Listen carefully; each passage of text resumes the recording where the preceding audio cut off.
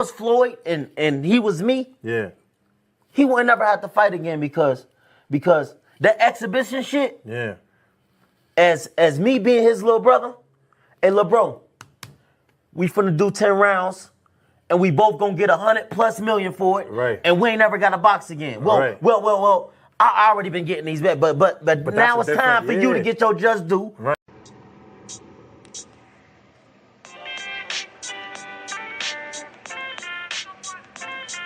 Yo, you know the deal. We back again. We never slacking. Word 'em up. Ladies and guys, whether if you drunk or you high, it's time to pay respects to the illest man alive. If you think you got a point, he'll shrink you down to size. And from there it's downhill like a slinky or a slide. Open your eyes, got a deep connection with the rise, so you might see him jump in whenever they go live. Peep it, this channel blowing up now, it's not a secret. With tons of exclusive interviews to listen to. Them other channels I hate, but yo, they missing clues. They start narratives, sip the goose and twist the truth. It don't take a rocket scientist to get the proof. Just click the live at 4 p.m. Eastern time. But when you chime in, make sure you keep it kind. But if cowards want to debate, then it's feasting time. My man Jusdueboxing shine busy all the time. Grind 24/7, 365. Videos he might have 365. My rhyme sick, they make you do a 365. You get a rich if you think you fit to survive. It's Jusdueboxing, time to click the live. Ain't no beginners, if you soft, you ain't down to ride. I crush you, respect too, it's Jusdu. He got the illest boxing show on the internet. The boy been a threat and he ain't even had dinner yet. Word 'em up. Yeah. You know what time it is.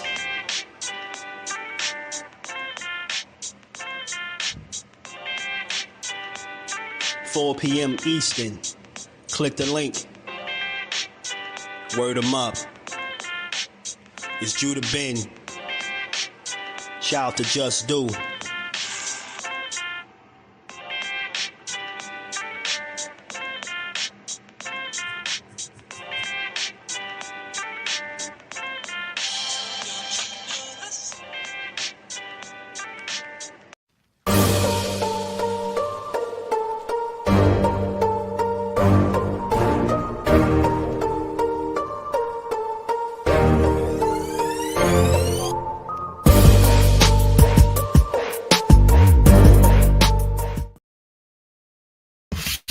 What's good? What's good? Salute to the family. How y'all feeling? How y'all feeling on this good Wednesday? We back to get boxing. It's just do how only we do. How y'all feeling today, man? I'm feeling okay. Trying to keep my energy up. We gonna have some fun. We gonna chop it up how we always do. We gonna build. We gonna expose the BS. We gonna talk about it. It's a lot of BS going on every time I turn around. That's why, you know, this fight with Williams and Zepeda and Shakur gotta happen because situations like this. You get what I'm saying? But we gonna talk about it. We gonna sort it out. We gonna expose the BS. You know, it's all about the truth. That's what side we on. We ain't on Shakur's side. We ain't on Zepeda's side. We on the side with the truth. You know, I come here to bring y'all the truth. But how y'all feeling, man? You know, your boys feeling okay? I gotta give me some agua. Gotta give me some agua, y'all. Gotta give me some agua. But y'all already know, before you do anything, smash the like button, sub to the channel, turn your notifications on, rock out with your boy, support the grind, and we gonna cook. We'll be out on the likes. I know we getting closer to 1 million. Russell, what it do, homie? He said, greetings, brother. We know one thing for sure, two things for certain. Shakur Stevenson is not turned down no fight. They just scared of his skills and love to lie. I guess they're using it. Facts, they lying. You know they lying. Yeah, they using his name for clout. It's amazing, but they are. The guy that's not a big draw. I just be hearing too much BS, and I'm telling you, all you gotta do is do your homework and pay attention. Jordan, my dog, what it do, homie? Another day, another lie on Shakur. I swear I should have named the title of the video that. Another day, another lie, bro. This shit is ridiculous. Banks, my dog, what it do, homie? CJ, what's good with it? BJ in the building. CJ Rich called me the $1 million boxer fan. Chuck DiBiase. My guy Remo. Let's Talk Fashion, man. Great work, man. Great work as always earlier, man. Y'all go tap in at Let's Talk Fashion, man, and go get right with my boy, you know. Dub J is in the building, man. How you feeling? Thomas Hill, what it do, my guy? How you feeling? Cornelius, what it do, play at? Shout out to the famo. Make sure you don't do nothing else. Hit that like button and come rock out with your boy. We're going to talk about it today, though. We're going to talk about it. You know, over here, we shoot the narratives down. Pop, pop, pop, pop. I got my little pea shooter out, y'all. Pop, pop. They back at it again, y'all. They ain't take them no time, bro. And people, I don't know what's crazier at this point. The narratives that people come up with or the fact that the fans be believing it. Like man, I'm telling you, in boxing, you can get people to believe anything because it plays on your emotions, right? Boxing plays on your emotions a lot of times. So if you don't like something or you seen a fighter do something that you didn't like or he fight a way that you don't really care for, when you hear something crazy that come out about them, you hear a narrative, they just run with it. And I'm telling y'all, it's 22 people in here right now. I want these 23 now. I want to be very clear with y'all. I'm going to turn this camera off for a second and I'm going to turn it back off. Then we're going to turn it back on. I am here. Jusdueboxing is here to give y'all what I find out to be the truth. I'm not on nobody's side. I'm not, caping for a fighter. I'm not coming to nobody's aid. I'm here to give y'all truth. You get what I'm saying? Truth, not BS, not lies. And I ain't here to push the narratives. It's sick what they do, bro. Like the shit that I just sat here and listened to and the stuff I see people type, it's it's crazy. Like all that kid did was move to 135 and the hate just came raining down, bro. Like I hear the worst boxing takes on Shakur Stevenson that I've ever heard in my life. And I know it don't got nothing to do with how he boxes. It got something to do with how he make you feel when he boxes. I don't like it. You heard what he said or you seen what he said on Twitter? Yeah, man, he said F the fans. How you gonna say F the fans when they pay for your fights? Like, shut up. Man, stop the damn line, man. That line ain't gonna cut it over here. We shooting that shit down. Zepeda is bogus. And watch how real I be when I talk this shit. I'm one of the realest. Let me toot my own horn for a second, man. I don't even like to do it, but I'm through and through. I'm solid. I ain't never came up here and lied for no fighter ever. And over 1,200, almost 1,300 videos, you ain't never seen me come up here and lie. And it ain't gonna start today. We're gonna get to the bottom of this. It's easy to like decipher the bullshit. All you gotta do is use a little bit of common sense and pay attention, and you'll know bullshit right when you're hearing it. Shout out to my homie CJ Rich, man. He said, well, I already been getting these, BB, but now it's time for you to get your just due. You get it? Great day to be alive. Yeah, dig? Shout out to my homie, man.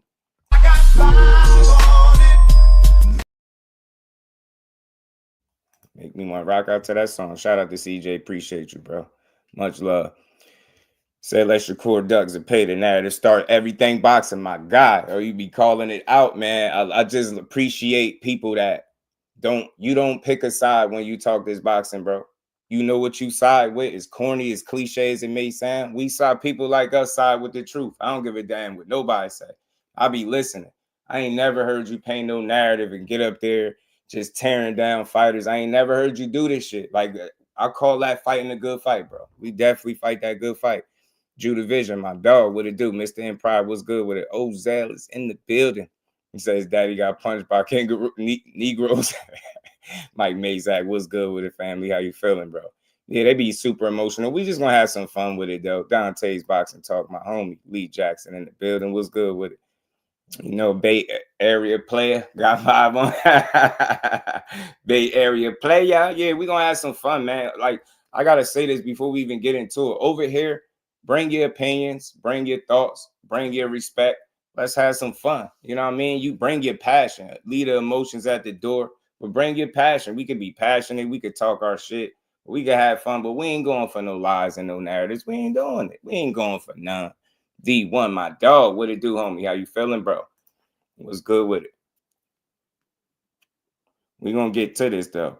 We're gonna get to it. So, like, as as y'all already know, shout out to Mill City because it was over there on his channel. Shout out to Mill City. I got the video. You know, this funny face guy right here, Mr. Stay Puff Marshmallow Man. You know, he gets up on Mill City and decides to, you know, spin a yarn, as they say, right? Start lying and shit. He get up there and start fibbing. So he got up there and he wants y'all to believe that, you know, William Zepeda was gonna fight Tevin Farmer in this rematch. And never mind how in the hell we got to this rematch. Never mind how we got to this rematch. People just gonna never mind the logic, how he even got to a rematch in the first place, and what fight was sitting right there waiting for him after the first one. But his hand, or he had some arm or hand injury, right? Y'all remember his shit was slinged up after the first Tevin Farmer fight? Y'all remember he said he was having a baby and all types of shit? Like, bro, I just heard, and listen, shout out to my dog, Upper Echelon, because y'all know that's my guy. You know, they was cooking. But I just heard somebody say Shakur and Zepeda been ducking each other. I heard somebody say that. I did. I heard somebody say it. Shakur and Zepeda been ducking each other. And the only thing I say to that, because it's never personal, it's just a conversation. What evidence do we have to support that claim? Like, we should have somewhere where we could find where the fight was supposed to be made. And Shakur was like, nah, I don't want it.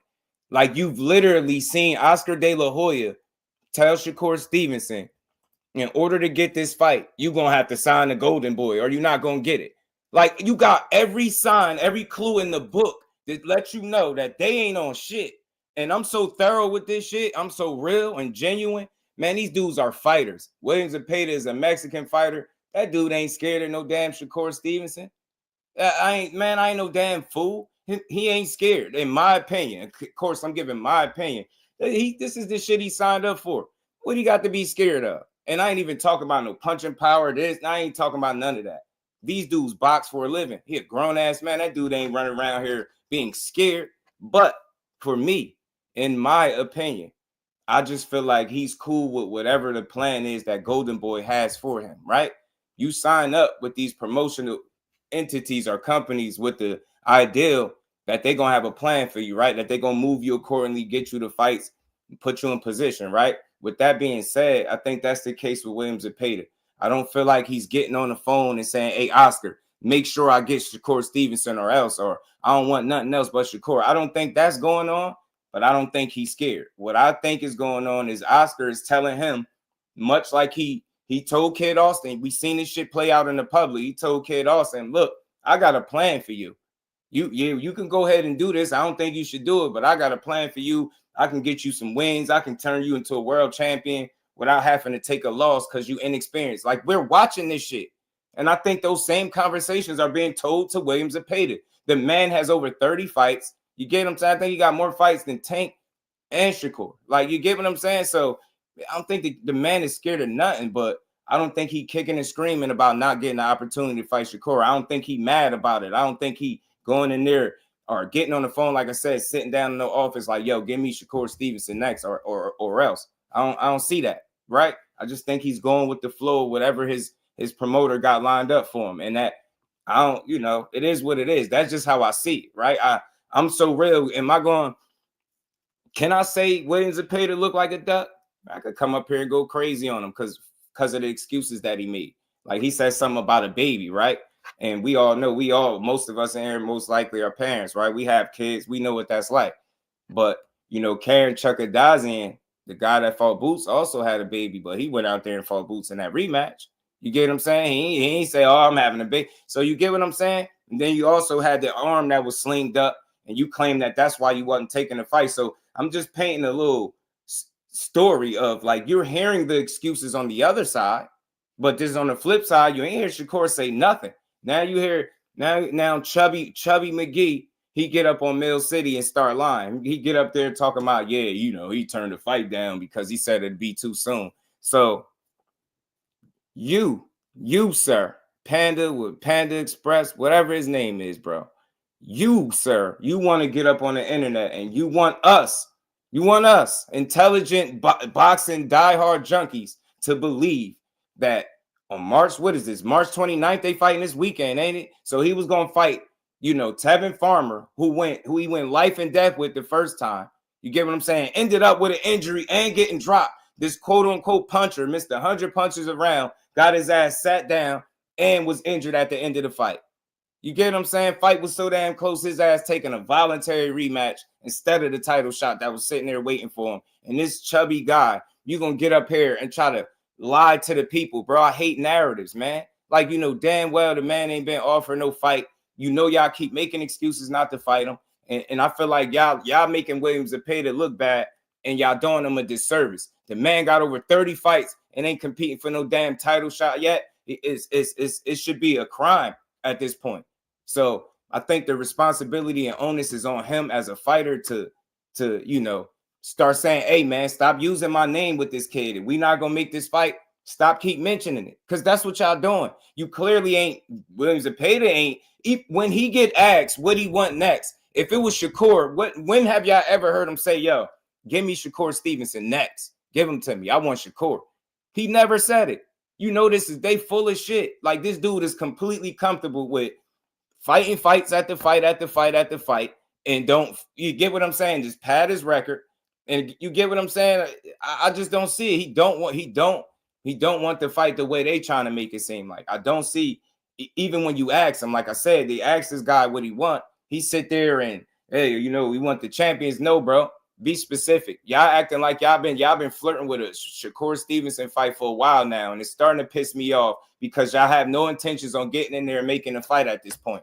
If y'all was, then you wouldn't be out here putting out narratives. You ain't even got through the fight that you about to have this weekend, but you talking about somebody turned you down.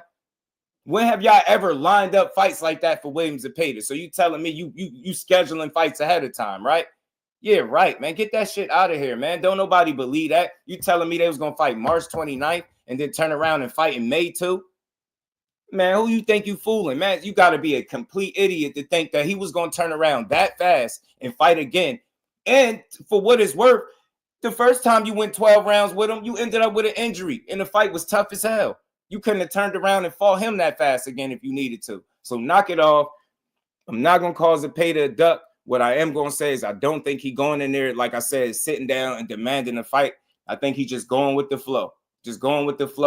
I think they're using his name and attaching it to Shakur's, and then going in other directions, and then putting out weak ass narratives talking about he turned down a fight because he said it'd be too close. Man, get y'all asses on, man. That shit ain't good for boxing, man. Get it out of here, bro. If y'all gonna make the fight, make the fight. Stop trying to one up him. If you want to one up him, get your man in the ring. I think it'd be a good fight at the end of the day. I respect Zepeda as a fighter. I like him. He cool, but his team doing him a disservice putting out this fake ass narrative that somebody turning you down. Nobody turning you down. Y'all really ain't itching for that fight the way he is. He been adamant over and over, giving you opportunities to make a fight for a title, and you don't want nothing to do with it. You out here padding the hell out your record. You fighting Tevin Farmer a second time, when in reality you should have been in there with Shakur the first time. Then the second time around, oh, my arm hurt, my hand injury. Look. And then I'm about to have a baby. And then, oh, shit, guess what, y'all? Tevin Farmer rematch. Man, get out of here. Y'all not fooling nobody, bro. So let me be clear. I ain't going to cause Zepeda a duck. I'll let the people, you know, do it that is they, you know, what they want with the information. But he don't make me feel as though he's a guy that's demanding shit. He just getting in there and fighting. And that's working to Oscar's benefit, because he's able to attach his name to Shakur and then kind of cause this confusion, and then it get lost, and as people get lost in the sauce, they stop paying attention at some point, right? This dude is clearly letting you know that the Shakur is difficult to beat. Like you hearing him troll about the fight, saying, bro, you got to sign over here to get it. Those are red flags for a guy that's not itching to make no fight. You get what I'm saying? You know what time it is. You make that fight, it's a real good chance that your man gonna lose and get his ass kicked. But this shit has gone on so much. They dragged this situation out so far that I'm literally hearing somebody said earlier that Shakur and Zepeda been ducking each other. And I'm just like, yo, where and how? So at this point, I truly hope they make this fight. Yo, if they don't, it is what it is with Zepeda and Golden Boy. They could go to hell, bro. I don't know what they on. but this nasty work, bro. Like y'all drag this to the point where it's looking like it's the other guy, and it's clearly y'all you taking, you know, obviously fights that y'all expected to win versus the one that you know was difficult that's waiting right there for you, and it got a title shot attached to it. I'm pretty sure you'll get paid well for taking a fight. You got every reason to take the fight. You got more pro fights than he got in everything. You throw all these punches. He got bad hands. He only got defense. He only jumped straight back. He saw this shit should be easy work. You're going to break him down because you throw so many punches. I hear all of this shit people saying, and I guarantee you, they make that damn fight, it's going to play out closer to what I got in my mind, and people going to complain the same way they do when he beat anybody else. That's all they do. They're going to complain, well, no, I mean, he wouldn't stand there and let him hit him. You know, he wouldn't stand in the pocket and trade.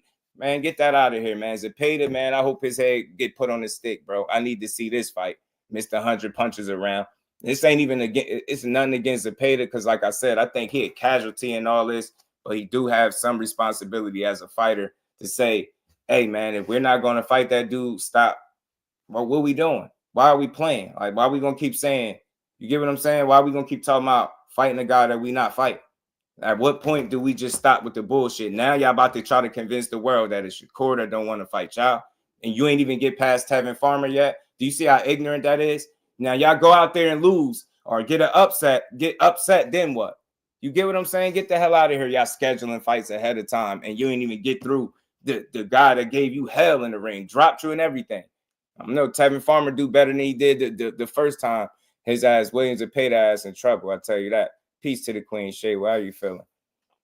Talib was good with it. Carolina in the building. Thank Father. What it do, homie? Shout out to Jay Grant, the Queen Shay with Ags Val.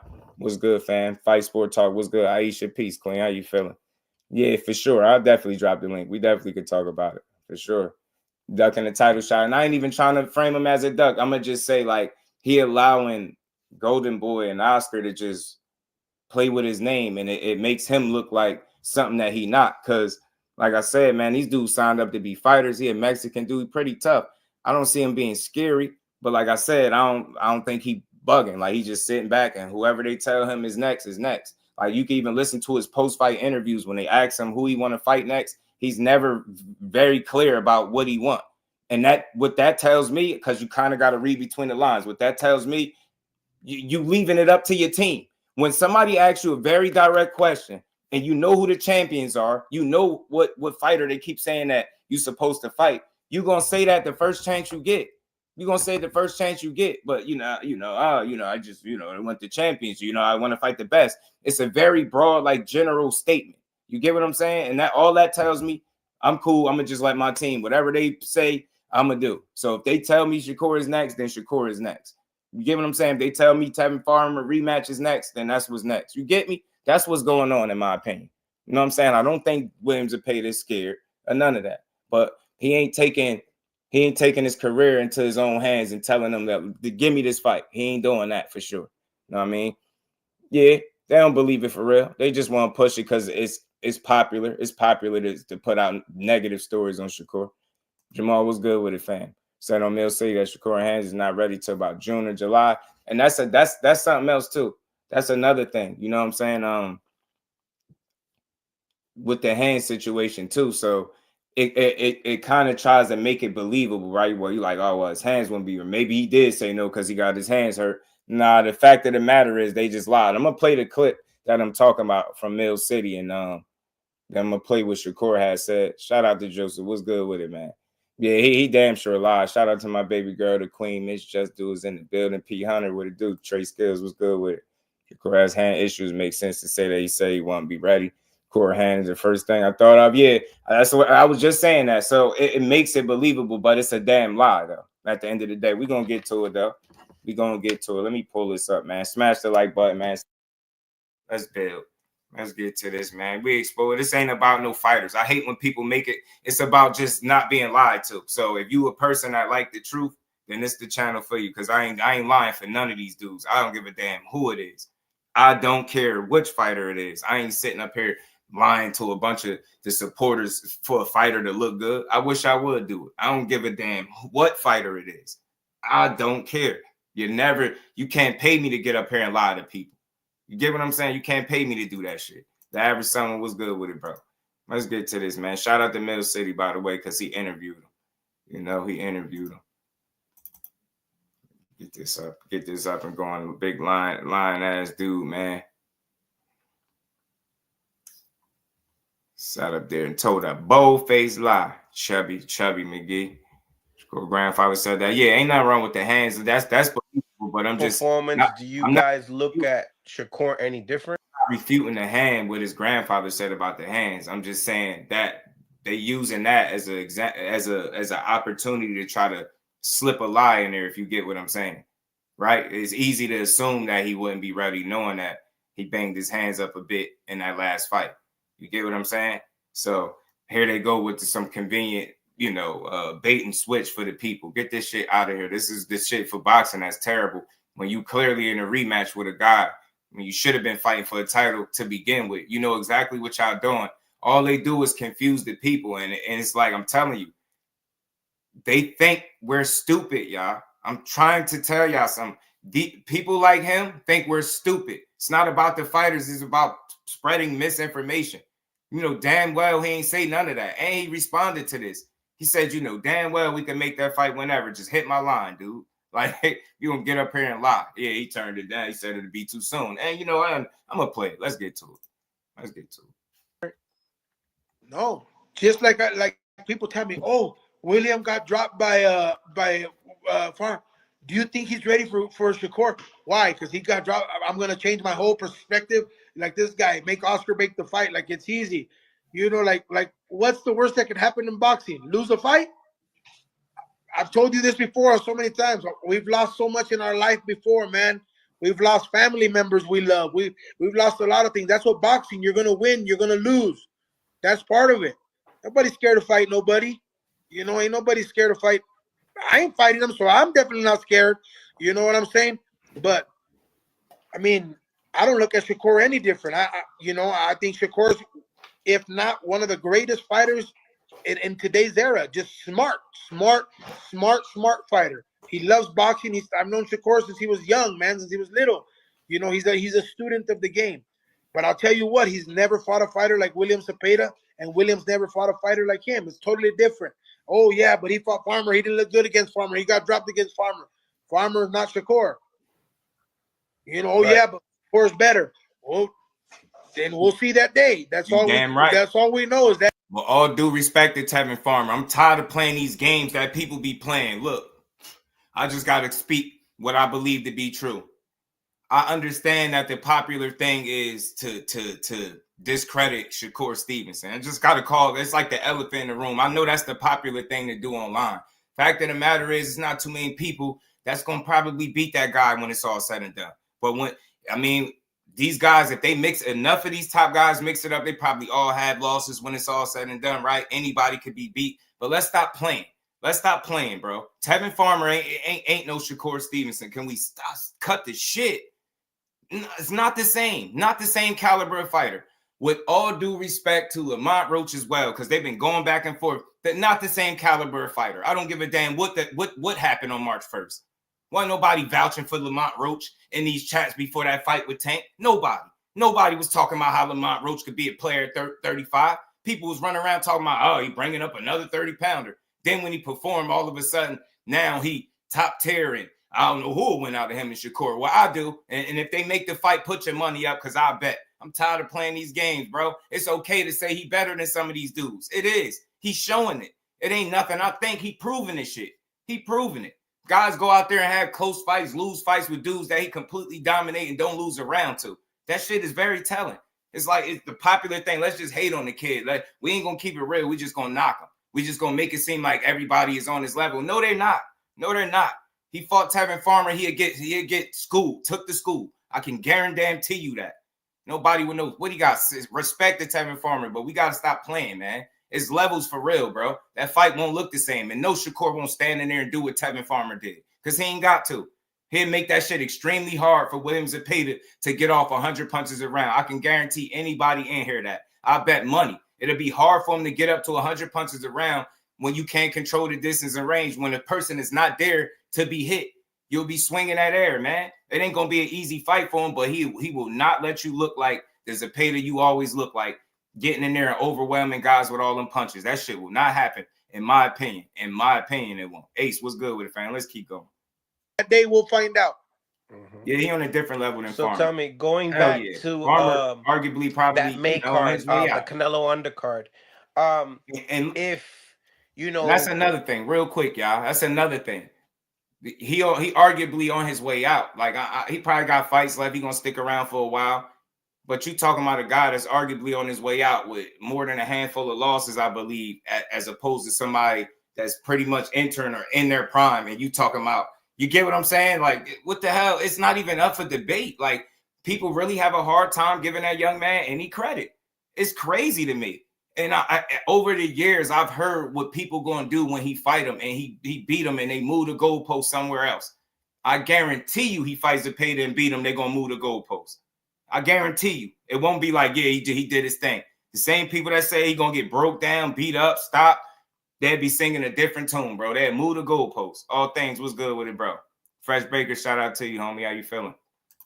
Shakur took that date with William Zepeda to fight under that card, this fight with obvious the rematch wouldn't have happened.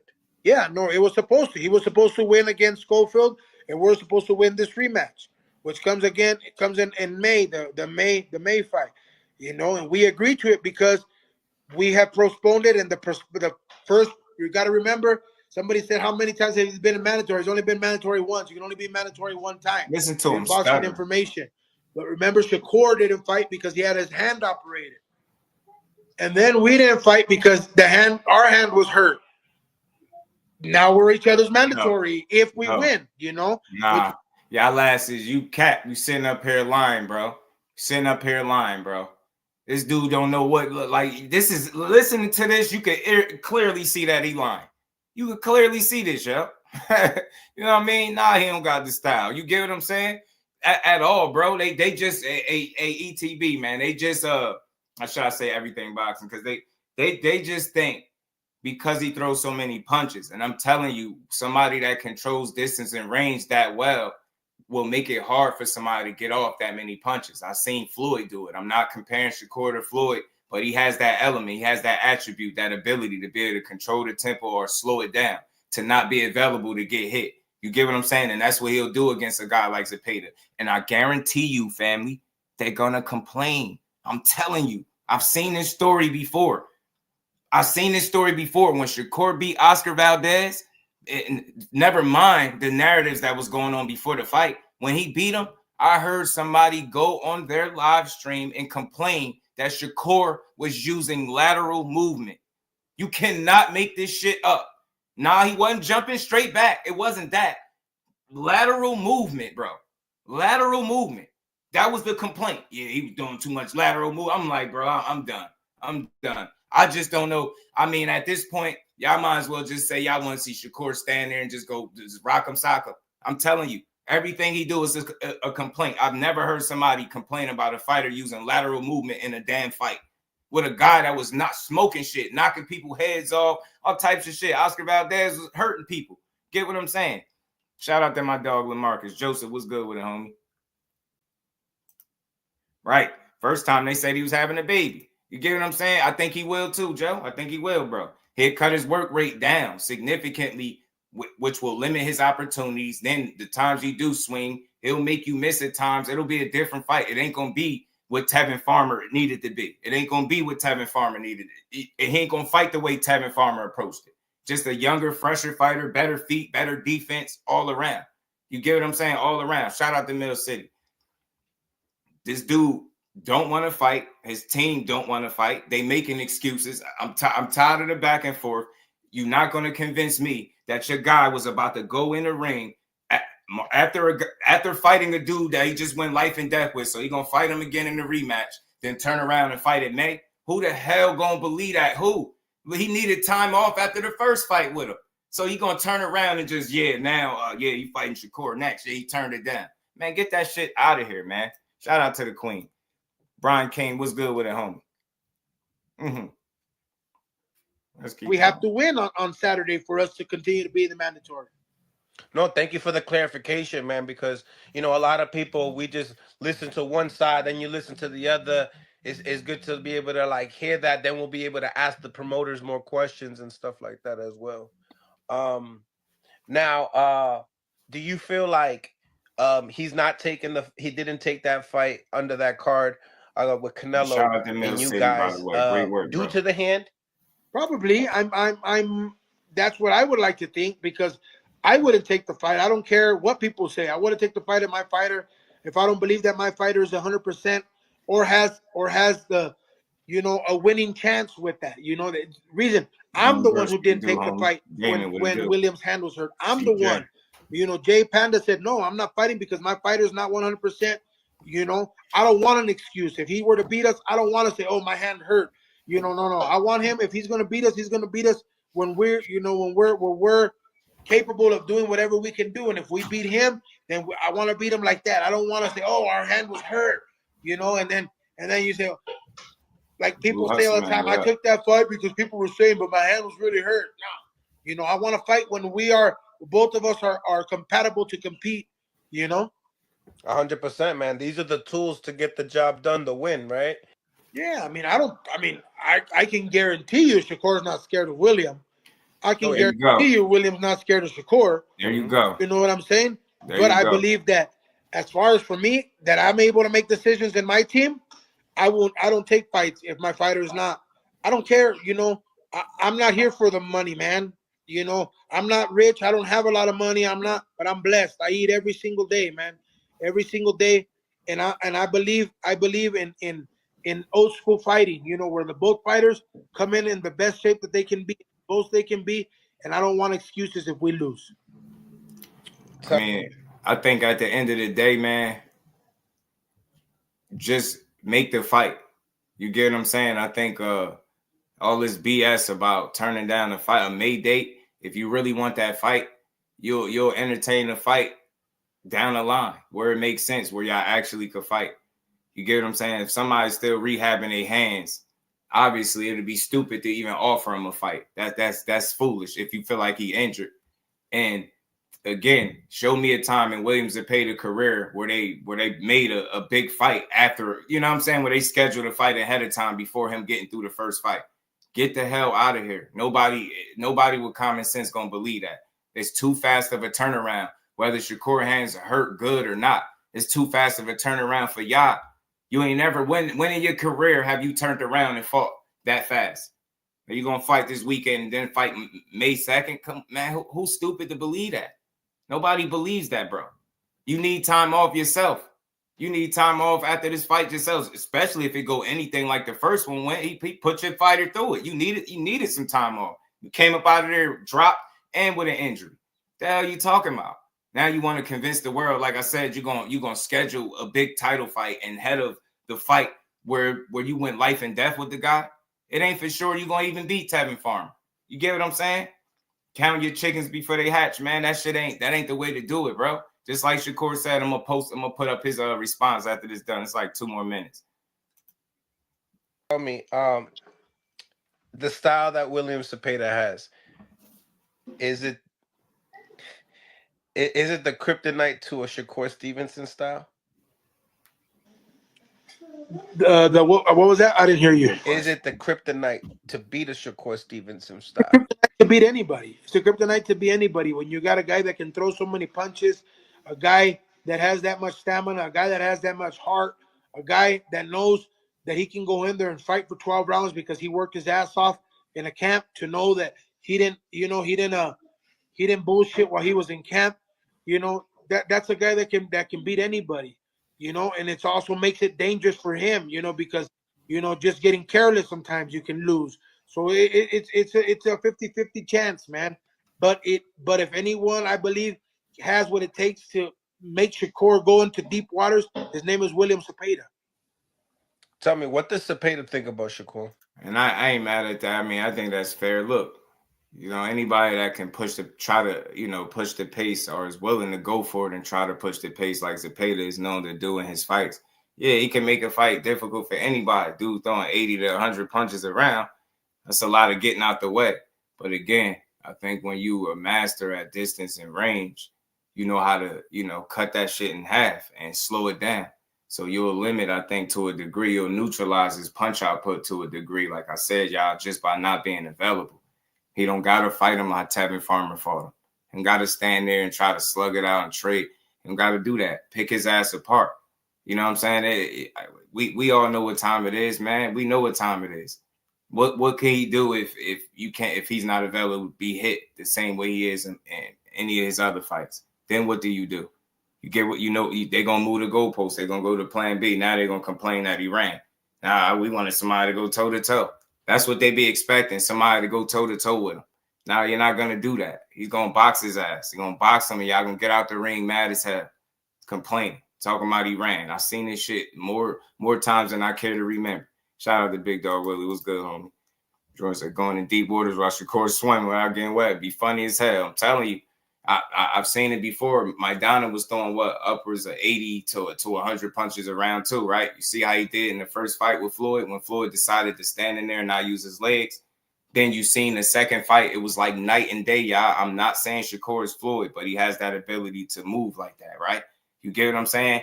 From the first fight with Maidana to the second one, it was night and day. Floyd he took away all them 100 punches around. He couldn't get off like that because he wasn't available. And it was just like a 10-2 type of fight. Get what I'm saying? That shit was totally different. Shakur can do that to a guy like Zepeda. Got to be smart because, look, it's a challenge, man. The dude throw a lot of punches. But, again, I don't see that extra little oomph that makes me think that that's enough, right? Just, again, not being available and knowing, where to be at in the ring and how to get away from punches. You get what I'm saying? Got really good eyes. The kid ain't going to be easy to, just overwhelm like you think. Like some. So, William, man, you know us. You know us personally, man. I think we're probably one of the most teams that respect people. We respect the work because we work hard, man. Mm-hmm. We work hard. I'm not into the whole, getting on here and talking and this and that and stuff like that. William wants to fight him because he feels he's one of the best fighters. He believes that Tank Davis and that Shakur Stevenson are the best fighters out there, and he wants to test himself. He knows bad to say about these guys, man, but nothing but they're great fighters. 100%. Shout out to him, man. 100%. Shout out to Mill City, man. He always with the interviews, get those dudes to come up there with the exclusives. Good work, bro. But look, and it's never personal with me. I just like the right information. And like I said, this ain't it. You get me? Like it ain't factual. He came out immediately and shot it down. You get what I'm saying? So here's the post. See what I'm saying? He said, that's cat. Never heard one thing about that. Come on now, Panda. He said, hit my line. We can make it happen any day they want to. See what I'm saying? It's just simple. You get right out in front of it. Like, come on, dude. Damn well I ain't running around here. And how you know this is the case, because one of the first things that came out of Panda's mouth is, man, we know for sure Shakur ain't scared of William Zepeda, and William Zepeda ain't scared of Shakur. Yeah, we know. Just make that clear. But again, when you come out here, peace to the Queen Lisa, how you feeling today? When you come out here and you tell the people that he turned something down because it was too soon, you almost indicating in the eyes of the people, they're going to take that and run with it. They're going to be like, yo, he ducked him. And Shakur is ducking. And it's the most idiotic way of thinking that I've ever seen in boxing. How in the absolute hell can you duck a fight that's not even offered to you, but then two, the guy has a whole nother fight lined up, a whole nother fight where anything could happen. We done seen enough upsets. We done seen some shit in this year alone that you should know not to count your chickens before they hatch, right? You fought, you went life and death, man. That fight went to the wire. I mean, look, people might have thought you won a bunch of the rounds, but he gave you all you could handle that night, dropped you and everything. He took your best shots and gave back better shots at points. So that fight totally surprised you. And if you truly wanted to, you didn't even have to entertain a rematch. That's the part he's leaving out when he's trying to say, oh, Shakur had the surgery. And remember, we got injured. And he mixing up timelines. If y'all wanted that fight, you did not have to take a rematch. You could have waited till your hand was healed and you could have fought him. What are you talking about? You get what I'm saying? You ain't have to fight Tevin Farmer in a rematch. Y'all wanted to. And that's all I'm saying. Just be real about it. Don't confuse the people. You get me? Don't lie to the people. Lie to the people. You know what I mean? Don't lie to the people. Was this like his third time they making excuses? I'm telling you. And look, like I said earlier when we first started, I don't see Williams Zepeda as a scary guy, like I said. But some guys just they let their teams do the work, right? He fight. He makes me feel as though he's one of those fighters that he just show up to work, bro. You tell him where to smoke at, and that's what he on. That's what I look at Zepeda like, right? I don't feel as though he's scared to get in there and mix it up. But like I said, 30 plus fights, man, something got to shake. And it should be no reason why after this fight with you and Tevin Farmer, especially if you come out on top, it makes no sense for you to go try to fight anybody else at all. I expect this to be all systems go. I expect this to be the next fight that y'all pursuing. I don't want to hear shit else. I don't want to hear no trilogies. No, oh, we going over here to fight him. Nah. It's about time y'all men get in the ring and settle it, man. Let's see who gonna win. Let's see who the better fighter is out of the two. Shout out to Williams Zepeda, but I just hate bad information, bro. Ain't nobody running around here ducking fights, and he got a whole fight lined up. Like, why? Show me a time. Like I said, y'all, show me a time where they moved about this way. They scheduling fights ahead of time. Yeah, I doubt it. I seriously do. Seriously do. Especially with somebody that's a damn world champion. You know what I'm saying? You're not gonna give yourself no little ass, short ass training camp, quick ass turnaround on a fight that could be very physically demanding. How the first one was. You tell me you're gonna just get right back in there. Come on, man, make this shit make sense, bro. That's all I'm saying. Make it make sense. And again, you really want to fight. It shouldn't have to be in May. It should be when it makes sense for both of y'all, because it ain't gonna make sense for neither guy to try to fight in May. To be honest, neither guy. It'll be stupid. You get what I'm saying? Core just fought February 22nd. And this dude about to fight this weekend. Come on, knock it off. Nobody turning around that quick and fighting. Shout out to my homie Mark. And we ain't never got to box again. Well, Right. well. I already been getting these back, but now it's time for you to get your just due. B-Dog, what it do him? Maybe his team not making him privy to everything. I think that's possible. I think it's possible, bro. You know what I'm saying? I think it's possible. Oh, you saying with Shakur? Nah, I just think it's BS. You get what I'm saying? Simply like you putting out a statement saying that he turned something down. Like, I don't think his team would, turn anything down and he not know. You get what I'm saying? I don't think he's ever had that issue, if you get what I'm saying, right? Like we never look back at a time. I don't think you could look back and find a time in Shakur's career where like him and his team wasn't on the same page. I don't think so, right? Where they putting out conflicting statements, or they not telling him what he need to know, right? I just think this is BS. You know what I mean? I think he just used the injury as a way to try to slip this in here. Yeah, man, he turned it down, he said it'd be too soon. Like, what? Man, and never mind any of that. Who really believes that they're turning around that quick and fighting? Who? You get what I'm trying to say? Like, never mind what the other side said, right? Ain't nobody you ain't coming back and fighting. I think what he was saying on May 2nd, never.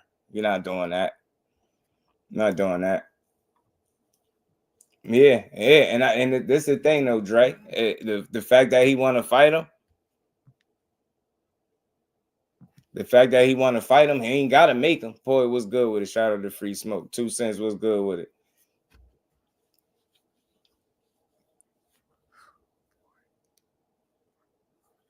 Yeah, so you think it's a chance he could have fought on May 2nd? I think it's a chance he could have fought on Canelo's card.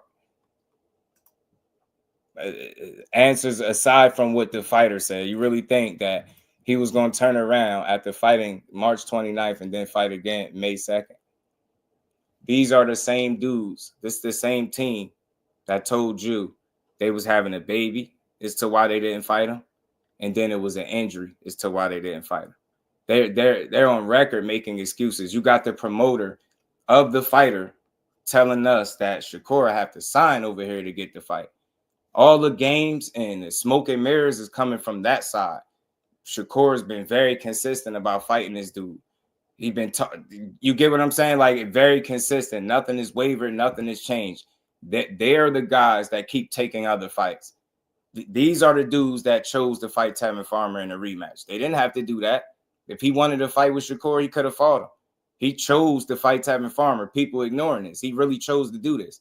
Chose to do it the first time, and he chose to do the rematch. Didn't have to do it. Nobody's demanding it. You get what I'm saying? He chose to do this stuff. So I think it's bullshit. We've seen this story too many times, like over and over. They've been using this dude name over and over for a fight that they really seem like they don't even want. How many times have they said they looking to fight Shakur and go fight somebody else? This is literally becoming a pattern. Now they come out of here left field, and they've, instead of people using logic, they've convinced the world that they really had an offer to fight. Yo, what? What the hell? What the hell? Who believes that? You get what I'm saying? Who the hell believes that? That shit is crazy to me. And then on top of that, they didn't even get through the fight that they have now. But people believe that we gonna negotiate this fight. We're gonna make this fight. Before we even get through this one, we're gonna make this fight for a date. Anything could happen, bro. He could get cut, injured again. He could actually lose. But all that stuff goes out the window because somebody would want to believe that Shakur said no to a guy that's clearly been making excuses since they've been using his name. It's crazy. It's clear as hell to see. Man, this shit is wild. Man, like it's easy to understand. It's not about the fighters. It's you want the truth, just pay attention to it. The shit he's saying don't even make sense at all. When have they ever had that quick a turnaround in their careers? Ever? You ever seen them fight 1 month and turn around on a quick turnaround, and then a fight of this magnitude, which would be the biggest fight of his career? You get what I'm saying? These people full of shit. You can't make me believe some shit that ain't realistic. That shit ain't realistic, bro. It would be dumb to not give yourself the adequate amount of time to prepare and train for the next guy. You definitely trying to lose. Ain't no way in hell he moving like that. You ever heard when they asked Williams Zepeda what he want next? Y'all ever heard him say, I want Shakur next? Y'all ever heard him say that? You ain't never heard him say that. That dude's sitting around, in my opinion, letting Golden Boy do whatever they want to do. You get what I'm saying? He ain't tripping about fighting this dude. He would have been said it. His focus would have went somewhere else. His focus wouldn't have went to no damn, Tevin Farmer rematch. That shit is crazy. And then he went, and then he had an excuse. Oh, I had a baby, and then went and rematched the guy. This shit is crazy.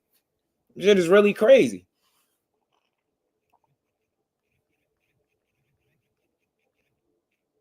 This is crazy, man. I just know I know bullshit when I hear it, man. Like that shit just not believable.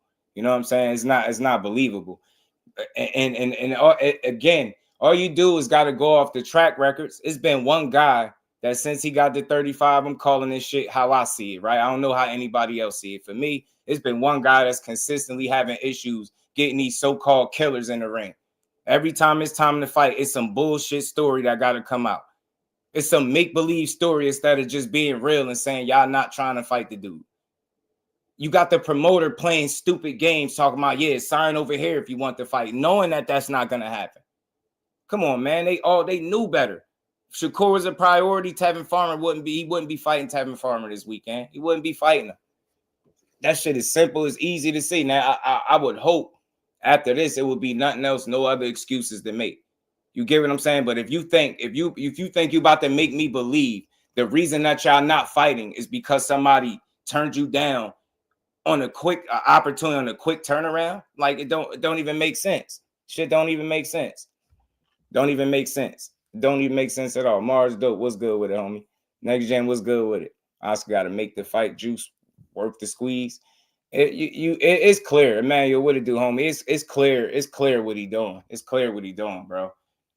If you think I'm being biased, Free Smoke, explain yourself, bro. Because I block people for ignorance like that. I block people for ignorance. I just highlighted this dude making excuses. You seen him make excuses more than one occasion and fight other guys. You watching this shit. You watching him do it. And then the minute that Chubby McGee come out and tell you some shit that don't even make sense. And this is why I ask questions. Show me a time in William Zepeda's career where he had that quick of a turnaround. Go pull it up. Everybody like to go to BoxRec, right? Go to BoxRec and show me when he done that. Get the hell out of here, man. Come on, man. Like, and this is what's wrong with boxing. Like, you can see the side that's being inconsistent versus the guy that's clearly like, yo, you could hit me. You ain't got to get no interview talking about I turned you down. You could easily hit me. You could easily hit me. Because the pay to say he was available in November, we called him a duck. Who is we? Who is we? Nah, you said unbiased. So give me a second, y'all. I gotta make time for this. I ain't tolerating it. Who is we? When you hear what video could you go back and point to with me calling Zepeda? I don't even be using the word duck. I got an opportunity to call him this right now and I ain't doing it. So I need you to elaborate. Bias how? For telling the truth. That's what I noticed with some of y'all. When it's a fighter that's not when it's popular to hate on, y'all don't want to hear about it. Y'all don't want to hear the truth. But if it's your favorite fighter, you all for it. You all for it. Yeah, yeah. I think you trying to go on the block list, bro. I definitely think you trying to go on the block list. I do. I think I made myself clear. I think I highlighted the timeline clear enough, bro. I think I did, bro. I think I did. We watched him make excuses and fight other people. Are you not aware of this? You not aware of this? Are you not aware of this? You watching this promoter play with Shakur's name because you calling me biased, bro. I don't tolerate. Don't call me biased because you don't agree. You got to explain how I'm biased. Do you know what the word bias mean, bro? Nah, you gotta you don't type bias in the chat. I take that serious, man. I'm one of the real ones, one of the few. You ain't gotta agree with everything I say, but I ain't never got up here and lied. I ain't called this man a duck. I said that. I made that clear when I started this live. You get what I'm saying? You get what I'm saying? I made this clear. Because I'm supposed to say, it's Shakur duck to stick to the popular narrative. That's what I'm saying. I ain't said I take that very serious because y'all just be too loose with the way you type. Don't call me biased the first time you disagree with me. If I'm biased, you would have been heard it. It ain't gonna just be one topic. Oh, you're being biased because I'm calling it. What have I said that's not true? Come on, man. That's how I know y'all people don't want to hear the truth. You just want to push the narrative. If I'd have came here and said, yeah, man, he turned him down, it would have been all good, right? Get out of here, man. Why would they lie? Because they been lying. They been lying. J-Boxing, what it do, homie? They been lying. They been lying on his name. Show me a fight. When has he ever turned down a fight? Somebody, anybody in here, please highlight a time where he turned down a fight. Not no bullshit offer, none of that. Actual fight. You get what I'm saying? I'm just talking about his track record. He don't have a track record for turning down fights at all. At all. We watching what William Zepeda is doing, padding his record. No disrespect to Tevin Farmer, but that's what he doing. That's the real question. Why take a rematch with a guy that you already beat if you really want to fight for a title? Make that shit make sense. Nobody demanded it, right? You beat him the first time, right? Come on, man. Make that shit make sense. First, it was his baby, I think. Then it was his hand. Come on, man. Make it make sense. We watched it. They made it, and then he went and fought after saying this shit. You can't make this up. It's like people ignore it because you don't like the guy that they lying on. Nah, man, we ain't doing that over here. We point that shit out. They very inconsistent. Them dudes don't stand on shit. They don't really want to fight. So again, man, when you call somebody biased, you got to really make that shit make sense. Don't say it because you don't agree. Tell me where I lied at. Shout out to my homie Emmanuel in the Cash App. Much love, homie. I come up here, I tell the truth, and I'm biased by telling the truth. That's crazy. It's crazy. It's crazy work, bro. Crazy work. Shout out to my homie, man. Shout out to my homie. I'll just say this, bro. My word ain't law. I'm just telling y'all how I see it. If you think it's something different, that's cool. But I followed this situation closely enough, and I know what I'm saying clear as day. This is why you using an opportunity like this now to try to say somebody turned the fight down. Now watch after he fight Tevin Farmer, it'll probably be another excuse. Watch it be something different. Somebody gonna have a quick turnaround after you seen the man just injure his hands. Now he's supposed to come back and fight in May. and you gonna go from March to late March to early May. Don't give yourself no real training camp. Where's the logic in that, y'all? Where's the logic in that? Where's the logic in that? Have y'all heard Oscar speak about Zepeda fighting on a May card? Like, just pay attention to what's going on. You hearing that from this guy. You ain't hear Oscar say shit about him fighting. If Shakur Stevenson turned down Zepeda at any point, Oscar De La Hoya has literally been making clapback Thursdays. You don't think he would have made one? You think Oscar De La Hoya, that don't bite his tongue, that continuously, he's still trolling Canelo to this day. You think Shakur is going to turn down his fighter and he not going to tell us about it? Come on, man. Make it make sense. You don't think? And they didn't even get through the fight that they got scheduled. It's crazy to me. That's sad, bro. That's how down bad people are to push a narrative. Get through your fight, man. Get through your fight first. Get through your damn fight first. Richard, what's good with it, bro? Nah, I mean, that's your opinion. I respect it. That's how you see it. That's how you see it. You know what I mean? It's all good. It's all good.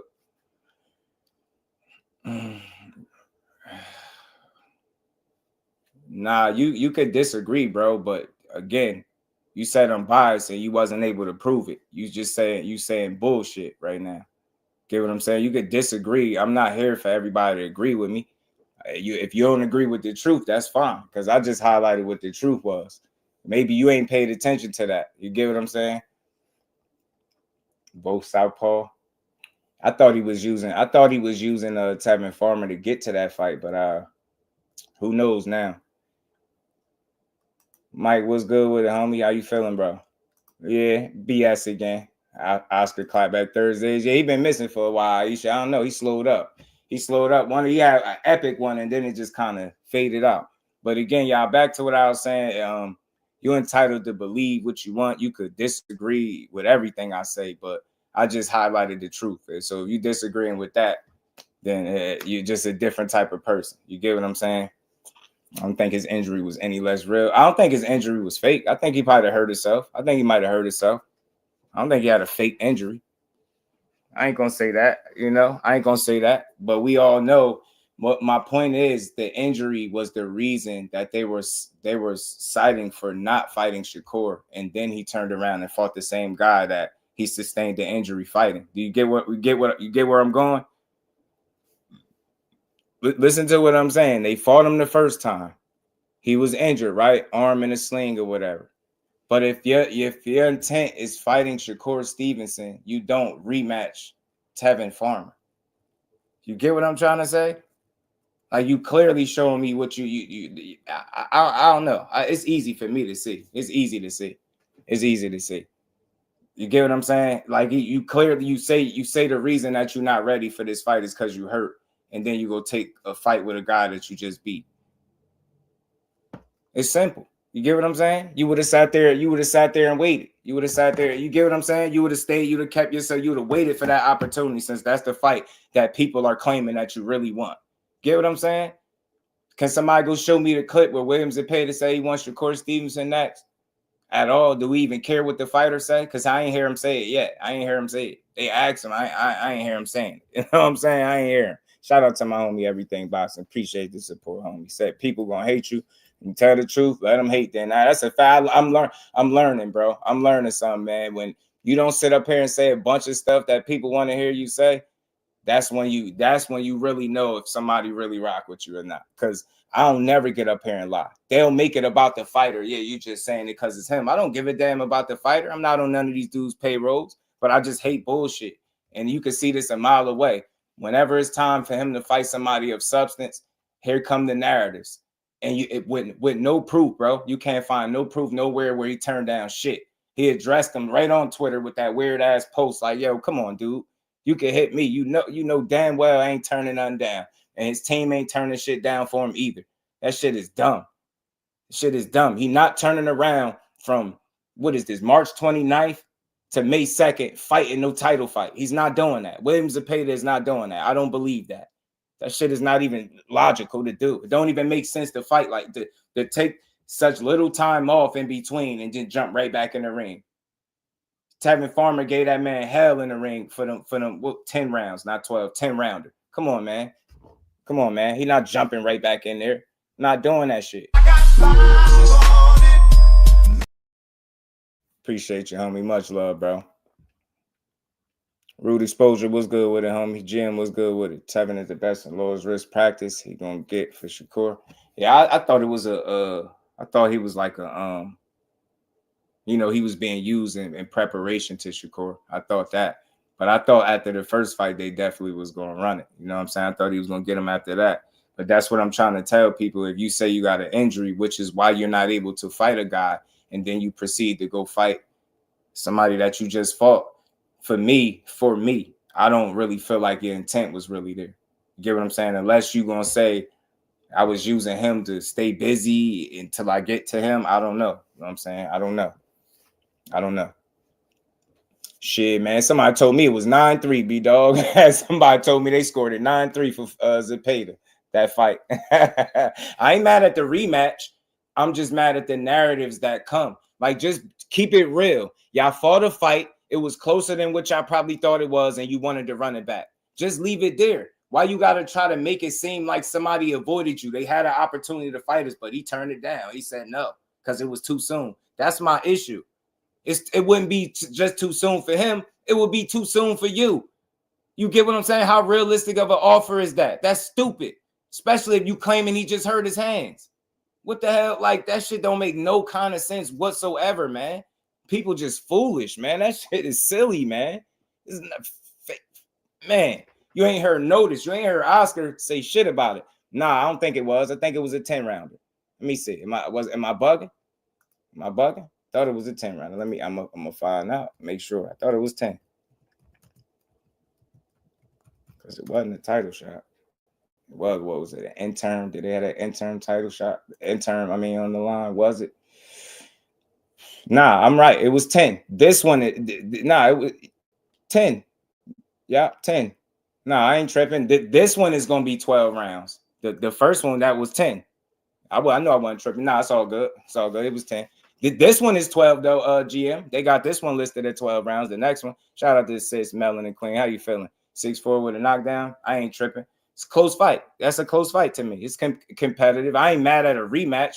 I'm just mad at the narratives that come from it. Just let it be what it is. You decided to take that fight because it was close or whatever reason y'all had, but don't make it seem like the fight that you're supposed to take is not happening because the guy is turning you down. That's what I'm getting at. That shit is weak as hell.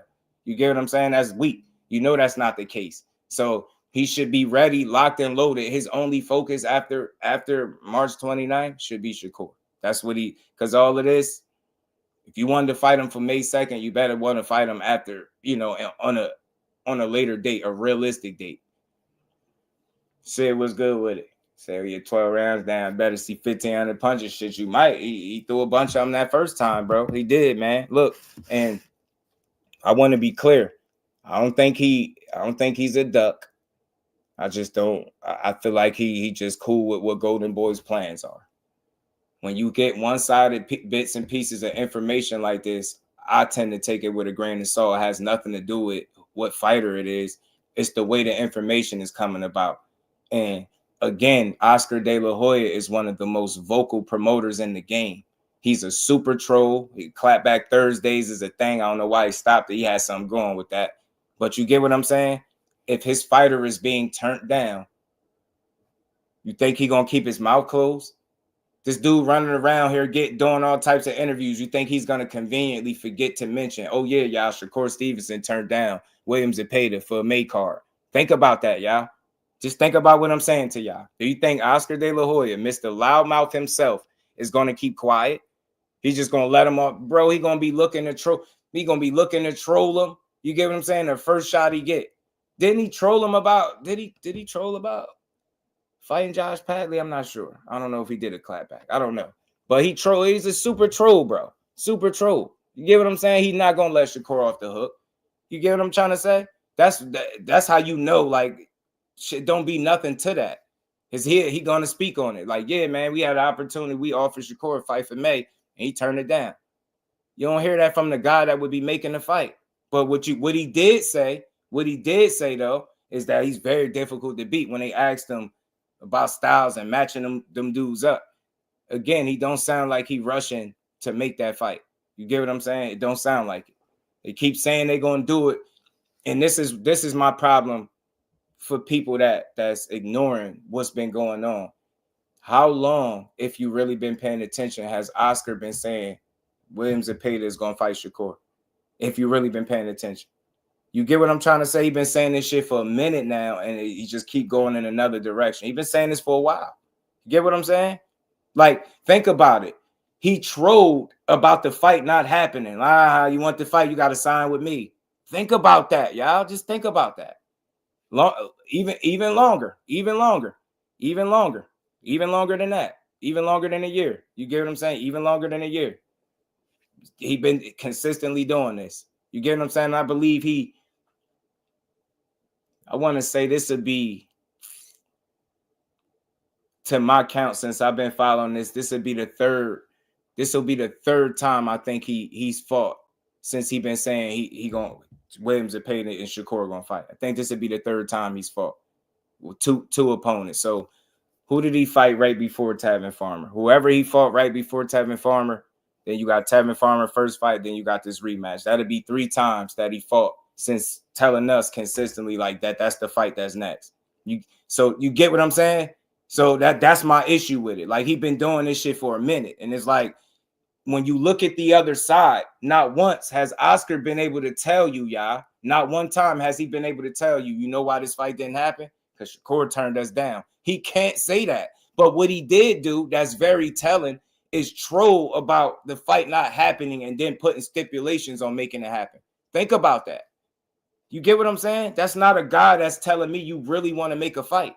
You laughing at the fact that it's not being made yet. Yeah, and if you want it, sign over here to Golden Boy, or you can't get it. You get what I'm saying? Like that. And it could just be games, all right? Just him playing BS games. But at the end of the day, there'd be some truth to that shit. You see what he doing. Like, at the end of the day, I'll say this.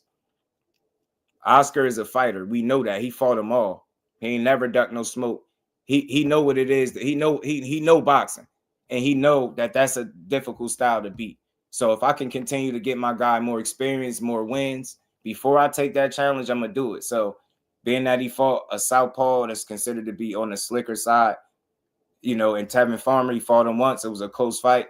It's no harm in fighting him again. See if you can beat him more convincingly. Then you fight that guy. If he fights Shakur right after this fight, in his very next fight after Farmer, if he beat him, for me, that's how I see it. I think that's what he did. Used him to kind of prepare for that style as much as he could. There's no harm in that. But my thing is, y'all, just say that. Just say that. Say that instead of like, yeah, he turned down the fight. Like, get the hell out of here with that. Get out of here. When you know it, who offered the fight then? You get what I'm saying? Like, you got to really ask some questions. Did you get who was on the phone? Who turned what down?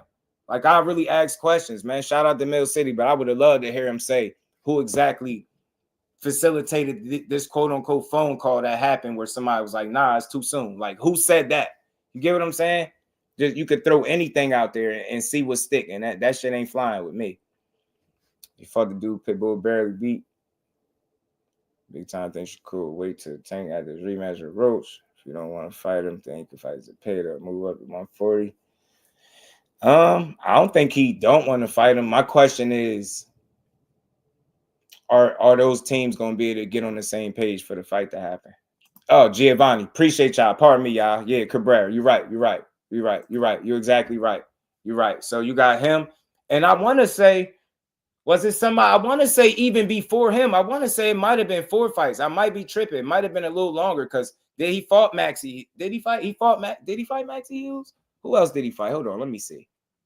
I'm about to go look right now. I ain't even got to guess. I can just look. Hold on. Give me 2 seconds. Y'all smash the like button. We're going to keep building. We're going to talk about something else too. We got a few things to talk about, man. Let me see. All right, yeah. Nah, y'all right. It was Cabrera and then everything boxing. You're right. Before that, it was Maxie Hughes. He stopped Maxie in 4 rounds, stopped Cabrera in 3. Obviously went the distance, 10 rounds with Tevin, and then on the rematch, and it's going to be a 12-rounder. So I'll say not Mercito Gesta, Maxie Hughes, Giovanni Cabrera, Tevin Farmer, and then Tevin Farmer again. That'd be 4 fights. That's why I'm just explaining to y'all why I see it the way I see it. Because he been stringing this shit along for several fights now. Meanwhile, taking lesser guys. Now you was right. It was Maxie too. Yeah, Maxie right before Giovanni. So Giovanni before Tevin, and then before him it was Maxie. So yeah, he fought him and stopped them dudes super fast. But it'll be 4 fights after he fight Tevin Farmer again for the second time that they've been telling us, or Oscar. Let me be very specific. Oscar has been telling us that that's the fight that's next. You get what I'm saying? And then when I see him, like, even though he could be trolling and just doing what Oscar do, the fact that he's taking like joy in the fact that the fight is not happening, and then putting a fake stipulation like, yeah, come sign over here to my channel. I'll go come sign over here to get this fight. That's telling you something, man. And we know how Oscar do. Oscar allowed Ryan Garcia to fight Tank, but why did he allow that? Because he pushed for it. So as long as William Zepeda is quiet and just when he in interviews, he just saying, oh, I want to fight the champions. He not really putting no name on it and being direct with what he want. They're gonna move him how they see fit. So if he end up not fighting Shakur next, I wouldn't be surprised, man. I would look at Oscar. I ain't gonna even be mad as a Zepeda. But don't tell me somebody is turning down, weird ass offers at on dates that wouldn't even make sense for not one but both fighters. You get me? That's all I'm saying. If you wanna fight, offer it, and when it makes sense, get through your fight first. That's what I'm saying, y'all. Anything can happen. What if you go get your ass beat? What if Tevin Farmer really on his A game? What if he dial back the clock on you and make it hard to hit? What if he switch up the way he fought you the first time and it's different and he mess around and beat you? Then what? You get what I'm saying? That shit is not realistic in boxing. You don't see that a lot of times. Maybe with prospects on the way up, they might have dates ahead of time, but you're not going to tell me that William Zepeda had a date locked in to fight a Shakur Stevenson next. And without fighting Tevin Farmer first. That shit is dumb. I just don't believe it. I don't believe that. I just refuse it. It's just not logical. Reef, what's good with it, bro? yeah. He's stupid. Yeah, you know that. I mean, not so much an offer. I'm not guessing. He said out his mouth, the coach did, that he turned down the opportunity. I'm guessing. I don't want to put words in his mouth and say it was an actual offer. But he basically saying it was an opportunity for them to fight in May, but Shakur said no to it because it was too soon. And again, it'd be too soon for both fighters, especially if you a guy that just bangs your hands up. You damn sure not going to be back in the ring in May. And whether you banged your hands up or not, if you'd have came out of there completely 100%, you wouldn't have had that quick of a turnaround either. You see what I'm trying to say to y'all? Like, that's why I take that shit with a grain of salt. I just use logic. That doesn't make sense for either fighter. And it would make even less sense for William Zepeda, who would have had fought after Shakur. So he would have had even less time to prepare. You get what I'm trying to say? That shit is just all wrong. That's all wrong. But when people like narratives and they don't care and they don't like the fighter, they logic go to the side for a minute and they just, yeah, man, they said it. They ain't lying. They telling the truth. Nah, that shit is just foolish. You get what I'm saying? It's foolish. It's foolish. You got to give people the real, man. Don't give people the real. Tell the people when y'all done taking care of business against Tevin Farmer, that y'all gonna go out there and beat Shakur ass next. That's all. Simple. That's all. Simple. Say, yo, we beating his ass next. We taking that belt. You get me? But we about to go take care of Tevin Farmer, get this rematch out the way, and we gonna handle Shakur next. Simple. He already had an opportunity. He turned it down. Like, people gonna take that and run with it. You know how the internet go. The internet go crazy. You know what I'm saying? They're gonna take that shit and run with it. Farmer thinking Farmer was a tuna.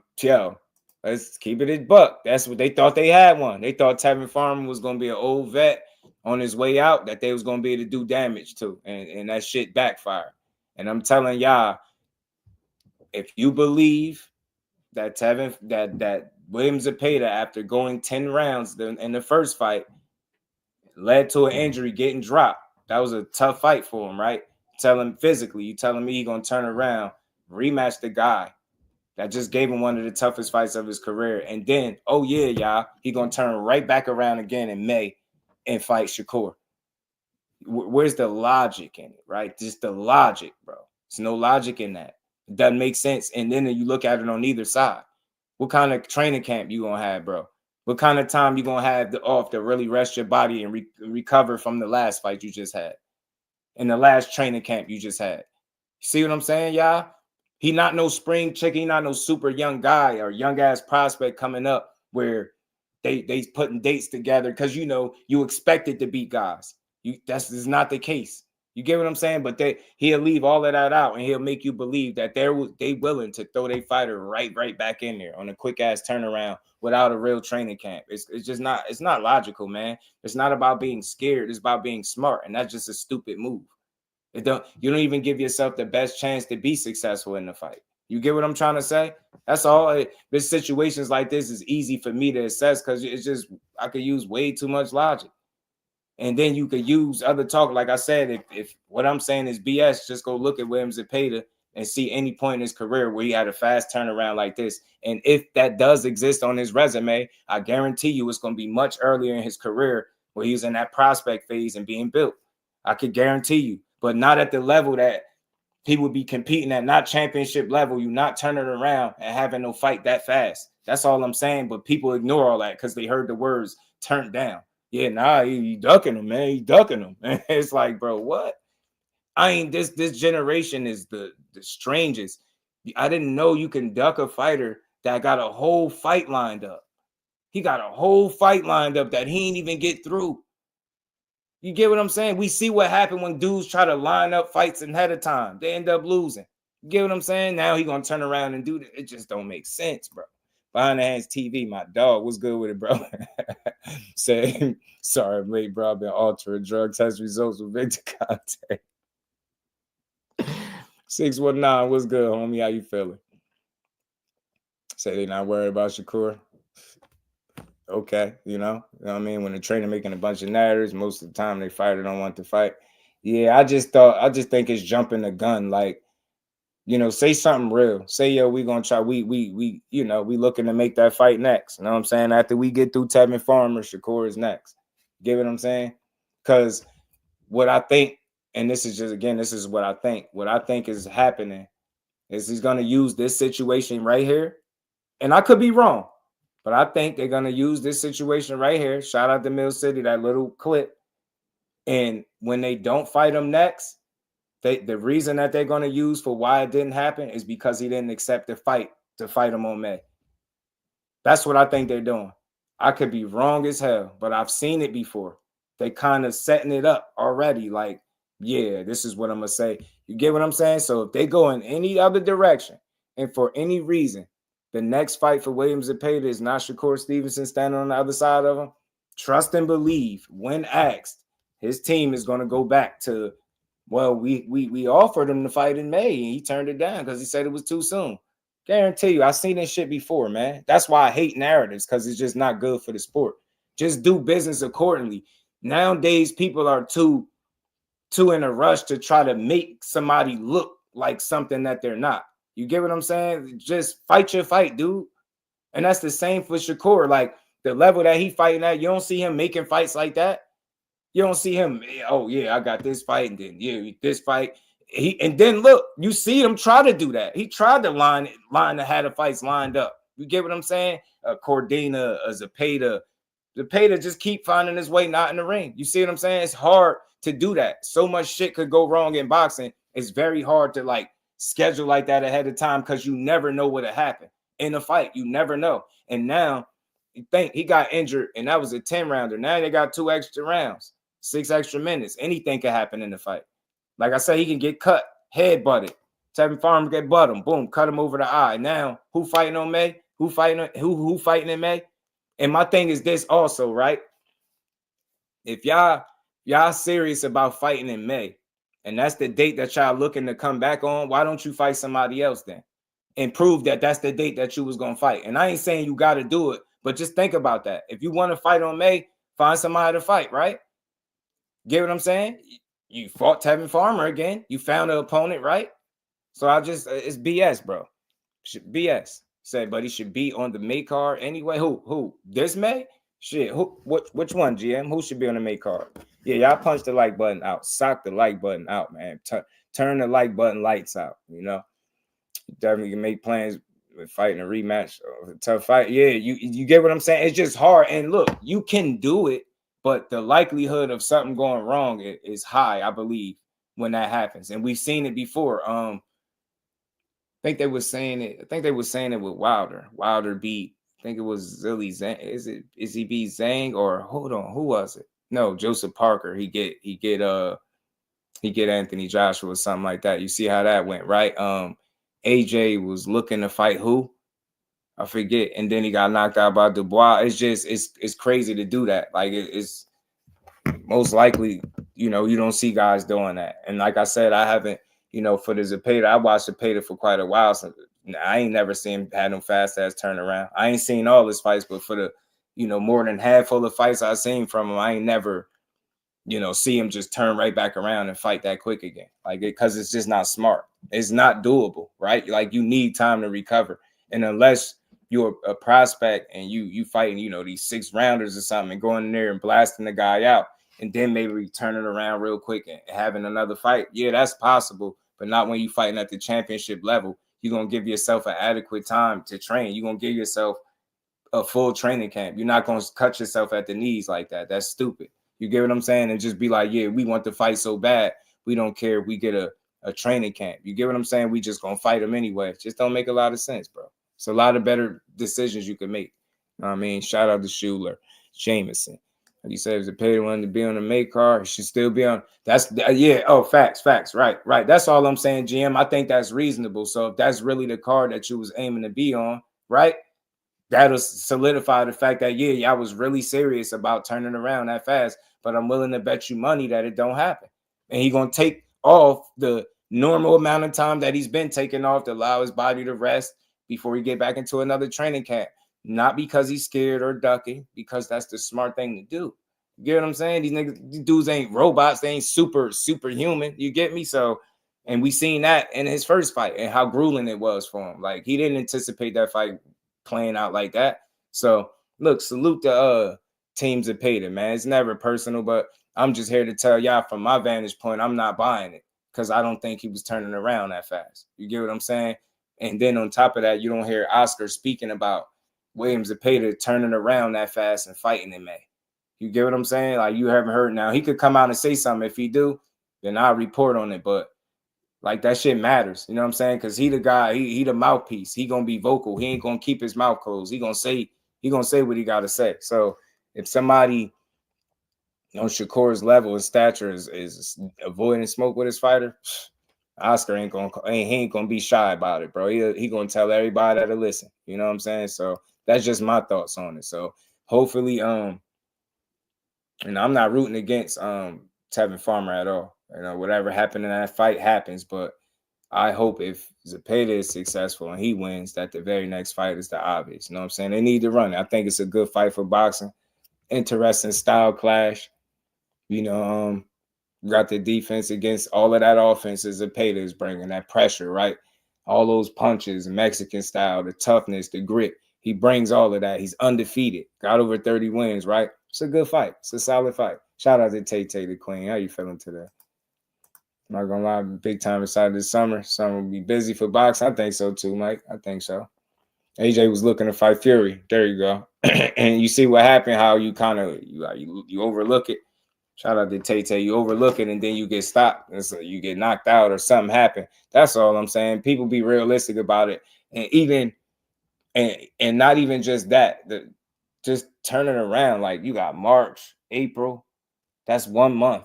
Like you fighting at the end of the month, you got like a month, April, and then May. May, what is the 2nd or whatever it is, 5th, one of them. You know what I mean? I just think about that time frame, and you just say you have another tough fight too. Stupid move, man. Very stupid. Stupid. But I'm willing to bet we don't see him participating in no make card. You know what I'm saying? That I will say. That I will say, man. Well, let's keep rolling, man. Shout out to my dog. Hey, how you feeling, bro? What's good with it? Gotta talk about Teofimo, man. Teofimo, Teofimo, it's a Teofimo sighting, man. He went on a Porterway podcast, and he had some things to say, and he had something to say about in regards to Tank that I thought was actually, solid, right? Teo said a lot of weird shit. Every now and again, he'll say something genuine, right? And I think this trip, he said something genuine. Well, I got this small clip in here, but shout out to Shawn Porter, man. He always doing good interviews. But he said something about, boxing fans and how they switch up. Let me get to it. I think I got it in here. To be honest, though, I don't mind fighting him. That'll be easy money for me. And that's the other clip. We're going to get to that, though. But you know what? Matter of fact, yeah, let me. To be honest, though, I don't mind fighting him. That'll be easy money for me. And on top of that, it'll be easy game. Okay. He's chinny. He hasn't. Top Rank knows how to build fighters. I'm sure. Look, I know that from my own point of view. They know how to build fighters. It's different, though, once you get to that level of when they become your enemies. When you're Top Rank's enemy, that's when things get a little harder. And if you defeat their opposition on that level, then what is there to really face? Yo, I swear, I ain't gonna lie, T.O. be talking a whole bunch of nothing sometime. He be talking a whole bunch of nothing sometime. I promise you he do. But look, we know he got a fight coming up already with Arnold Barboza. I'm interested in seeing how that fight plays out. You know what I'm saying? I think Barboza can give him some trouble. Don't know if he'll win. I know he got a shot. I think he'll be a live dog. But in terms of T.O., that's the first time I've heard him say something about being willing to fight Keyshawn. He said, oh, he's chinny, easy work, easy money, and all that stuff. Look, I know he had 35, but that's a fight that definitely be highly entertaining. I know it would. I seen a little clip from their sparring that was entertaining them a while back. Big right hand. Big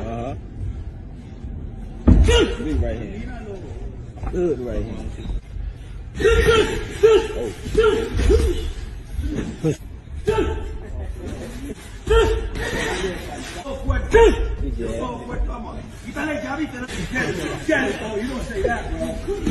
Oh, yeah, oh, good. Good right hand. You don't say that shit. You don't say that shit. I say you in. Shit, bro. Good eye. Don't lean in like that, bro. Don't lean in like that. His dad be killing me, bro. That was an interesting little clip of them sparring a while back. Like, look, from that alone, I would want to see that fight. I think it'd be real good, and I think Keyshawn would get that dude hell. I've been hearing fighters say Keyshawn is chinny, but I haven't seen evidence of that under the lights. I'm still trying to figure out where we're at that I can go and watch and see that he's chinny. I don't see it. You know, I think if you can put anybody get hit with the right punch can go down and be knocked out. I don't see him being chinny per se, right? I don't see him being chinny, but you got to show me that. I like the fact that he did kind of change gears and say he'd be willing to fight him. I will be all for it, but him being chinny is something that I want to see somebody prove to me. You know what I mean? Said everyone gonna tap that chin. Yeah, they call everybody chinny, bro. You don't even gotta get hurt in a fight. You could just get hit with a good punch. Somebody be like, yeah, he's chinny. I just don't see it. I think Shawn is one of the ones right now, man. He a young, talented, good fighter right at this point, and he building a lot of confidence. He rolling right now. I think the right thing to do though is give him another homecoming fight, and if that's against Edwin De Los Santos, I mean, shit, ain't nothing you could say. Ain't nothing you could say. It's a tougher fight than what people, I guess, would think he would take for a homecoming, right? We ain't seen Edwin since 2023 though, so we don't know exactly what he gonna look like still at the weight. Like, how much weight did he put on? Could he make the weight comfortably? He is a young ass dude. So, I mean, look, if they make the fight, it's good. It's a good one. But I just don't know this whole, Keyshawn Chinny stuff. I don't see it. I think the kid been showing exactly what he is, man. And so far, so good. Said Edwin about to crash the party. He damn sure about to try next gen. Oh, he gonna try. Shout out to Edwin. Look, I respect it. Keyshawn take a fight that people deem dangerous. I mean, Edwin became a somebody to talk about after that fight with Shakur, even though he lost.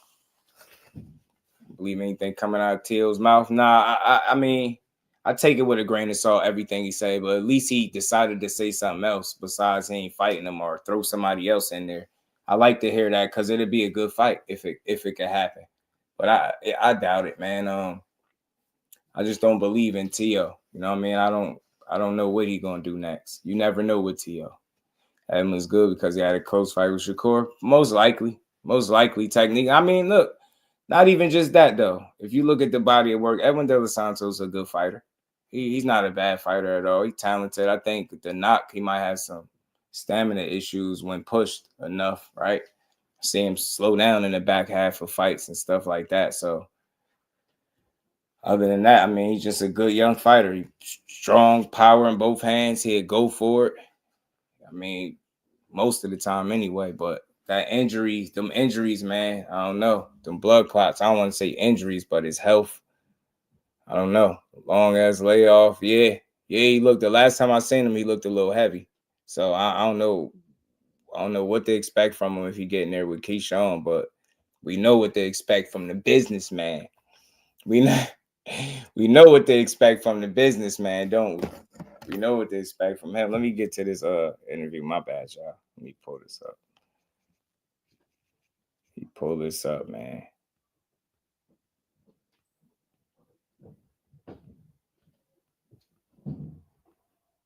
Every now and then, y'all smash the like button. Every now and then he say something real, man. But thought I had the smaller clips, so I had to play it. But he spoke about like the loyalty with boxing fans and how they switch up on you. And I'm like, he had a really solid point right there.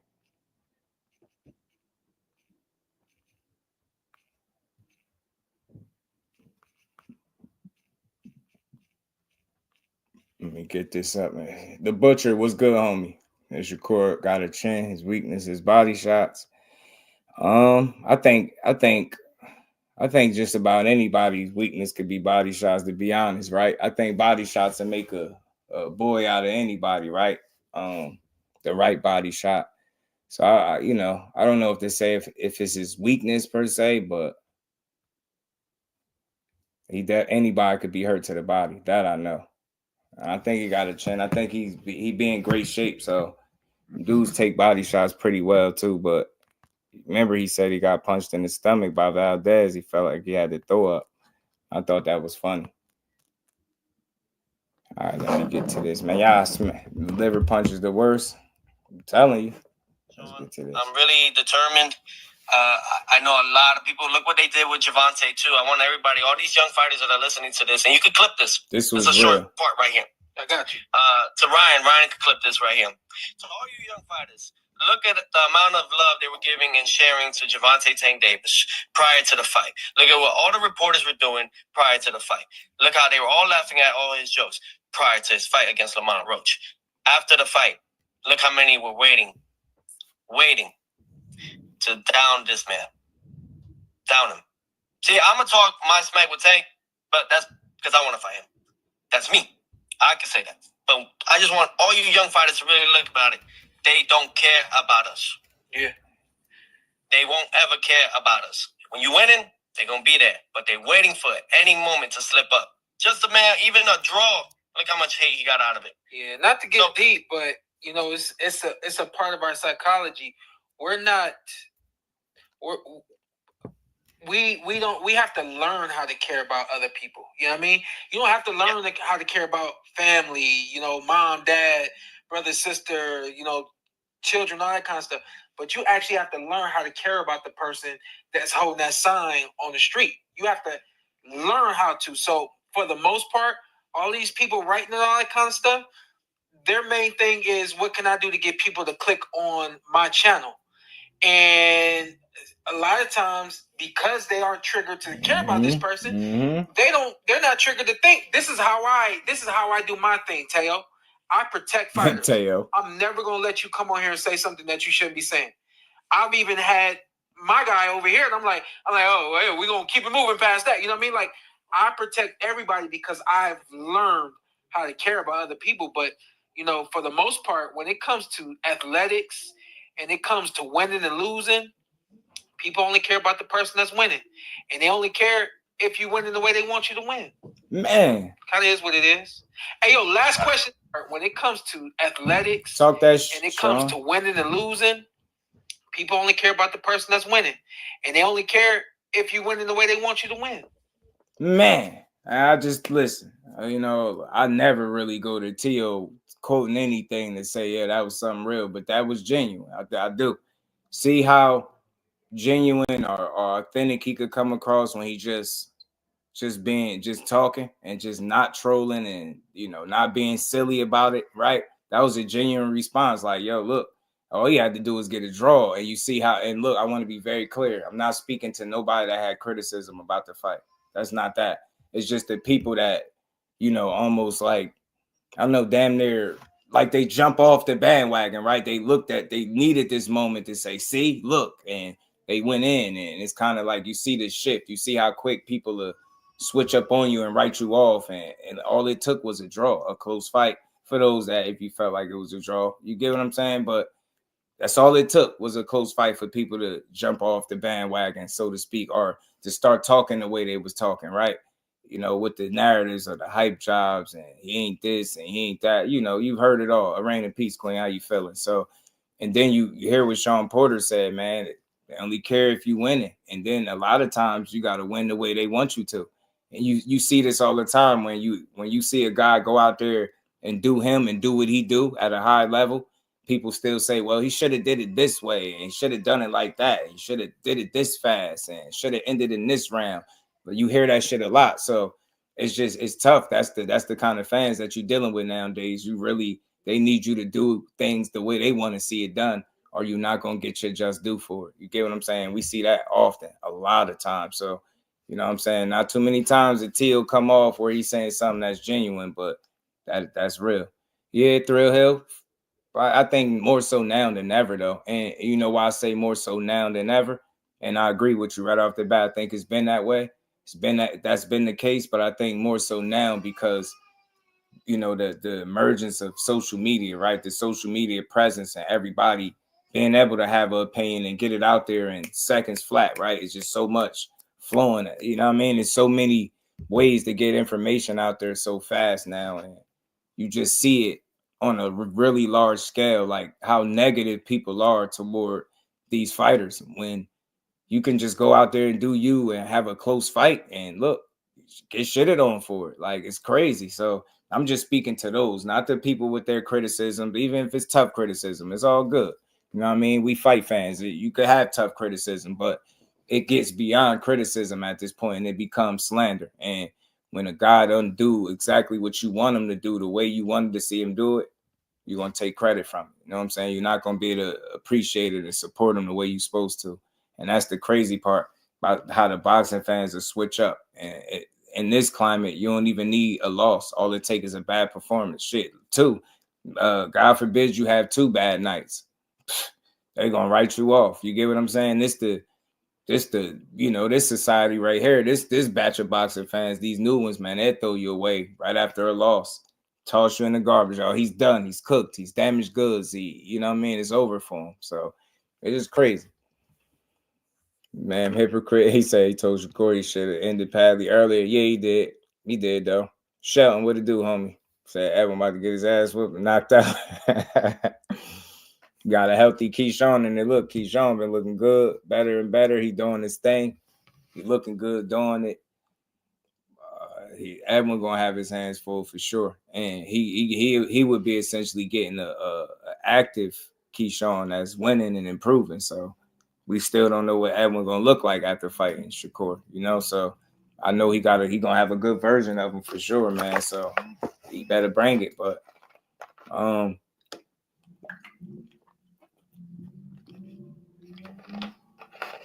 just feel like Keyshawn more talented all around.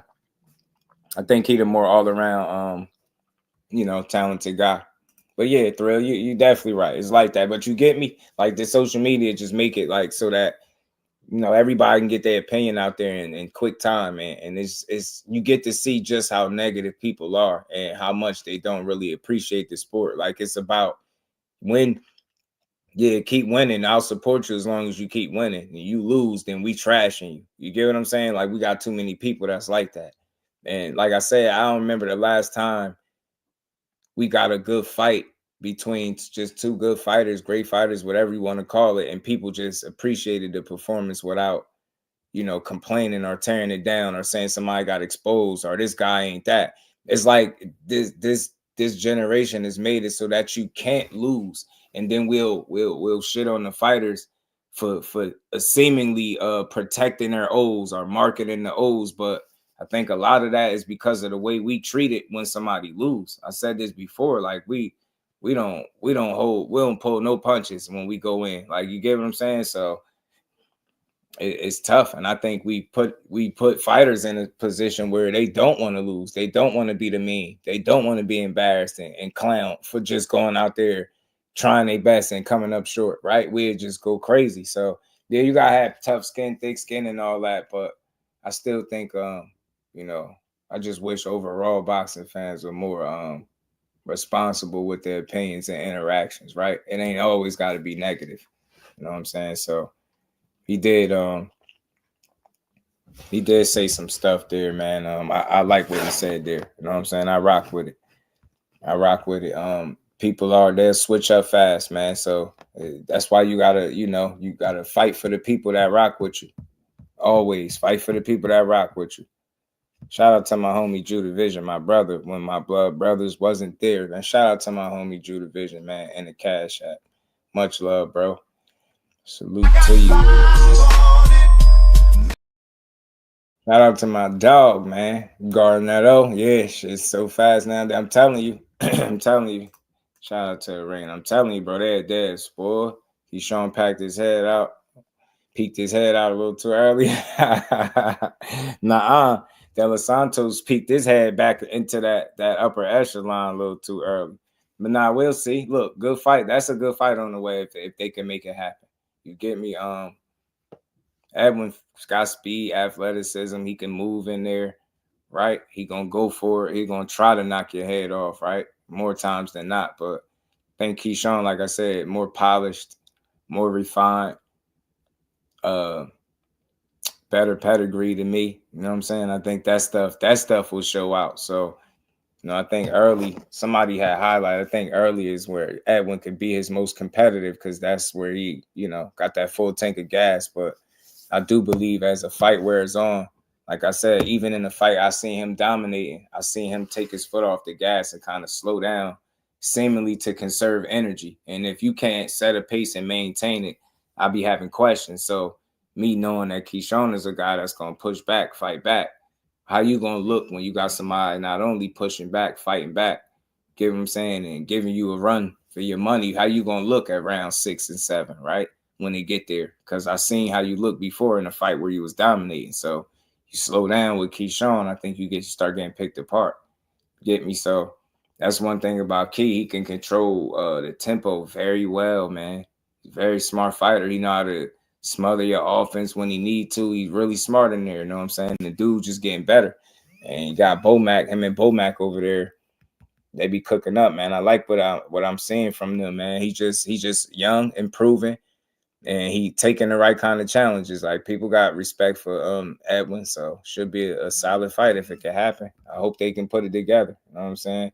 Edwin was very adamant about wanting to fight him. He said they had a phone call or a conversation, and, you know, I don't know, maybe they had some type of verbal agreement. So now I read that they're in negotiations, and that'll be the next good fight for Keyshawn. It'd be I think a homecoming they was talking about in Virginia again for him. So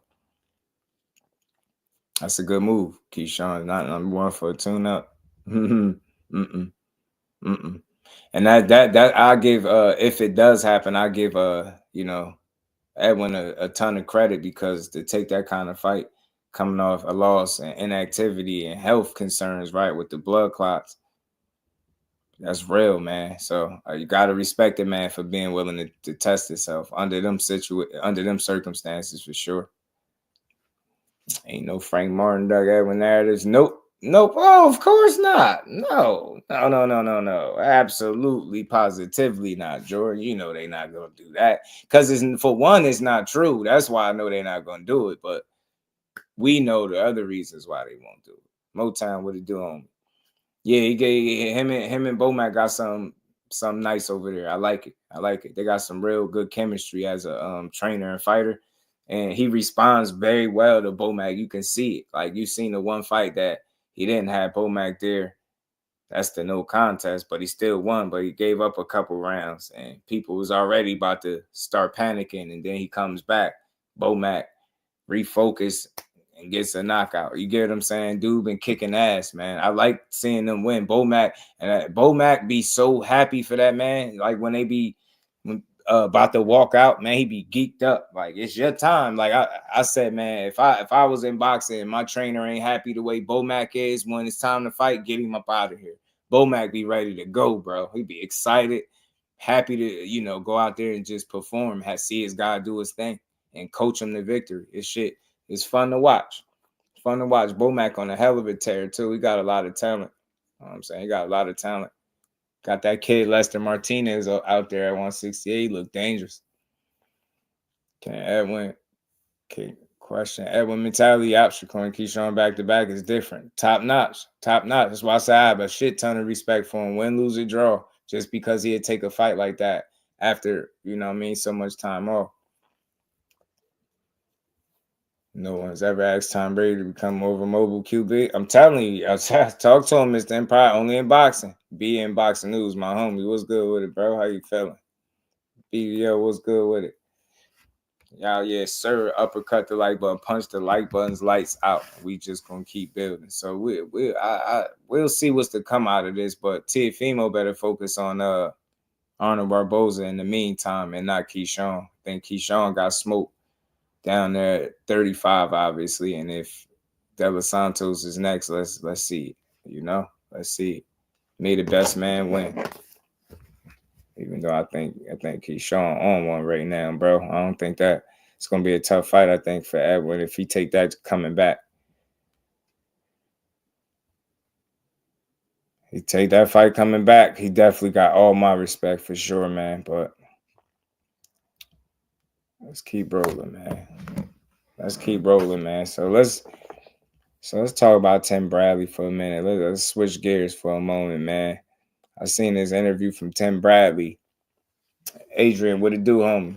What's good with it? I seen this interview from Tim Bradley, and he was talking about Shakur, and I noticed the title was like, saying he wish he fought like Shakur, talking about the boring style as they call it, right?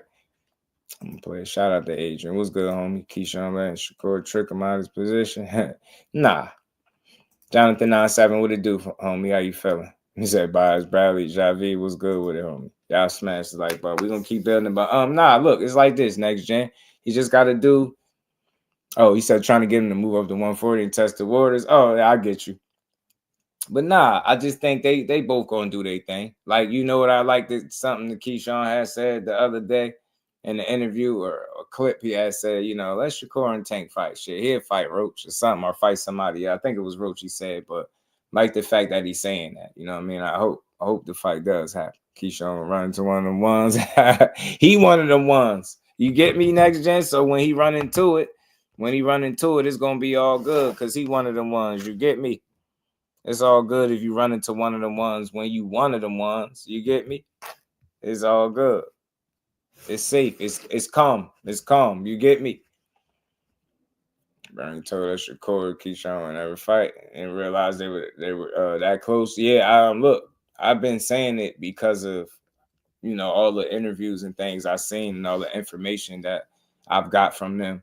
It's just some shit deeper than boxing. I think some people understand it and others are just fight fans. They want to see blood, bro. They ain't trying to hear it. Y'all not blood brothers. They like, nah, beat each other up, bro. Go get that bag and do it. And I understand, but like I always say, some shit just be deeper than boxing. And I think the extent of their relationship is exactly that. I think when you got an emotional attachment to somebody, obviously you ain't trying to be beating up on that dude. But like I said, things have been known to change. So you just never know. With the right opportunity, you never know what they'll do.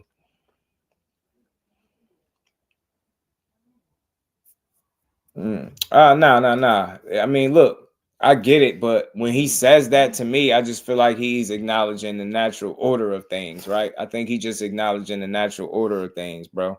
That's all. You get me? And I like it, but I think I don't know where he will fit in that scheme of things, right? I don't know if he's in the plans in terms of them fighting him.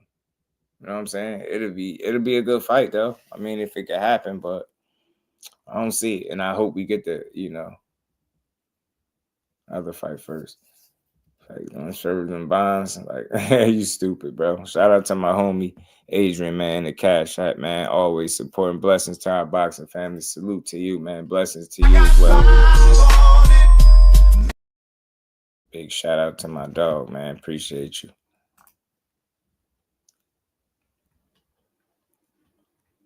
He said Tim had me pissed on commentators for making fun of Shakur style, but he did it as well.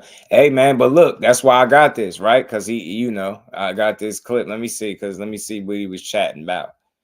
Because he was singing a different tune. You mentioned Shakur, and you were saying that you thought he did well. There was a lot of people saying opposite.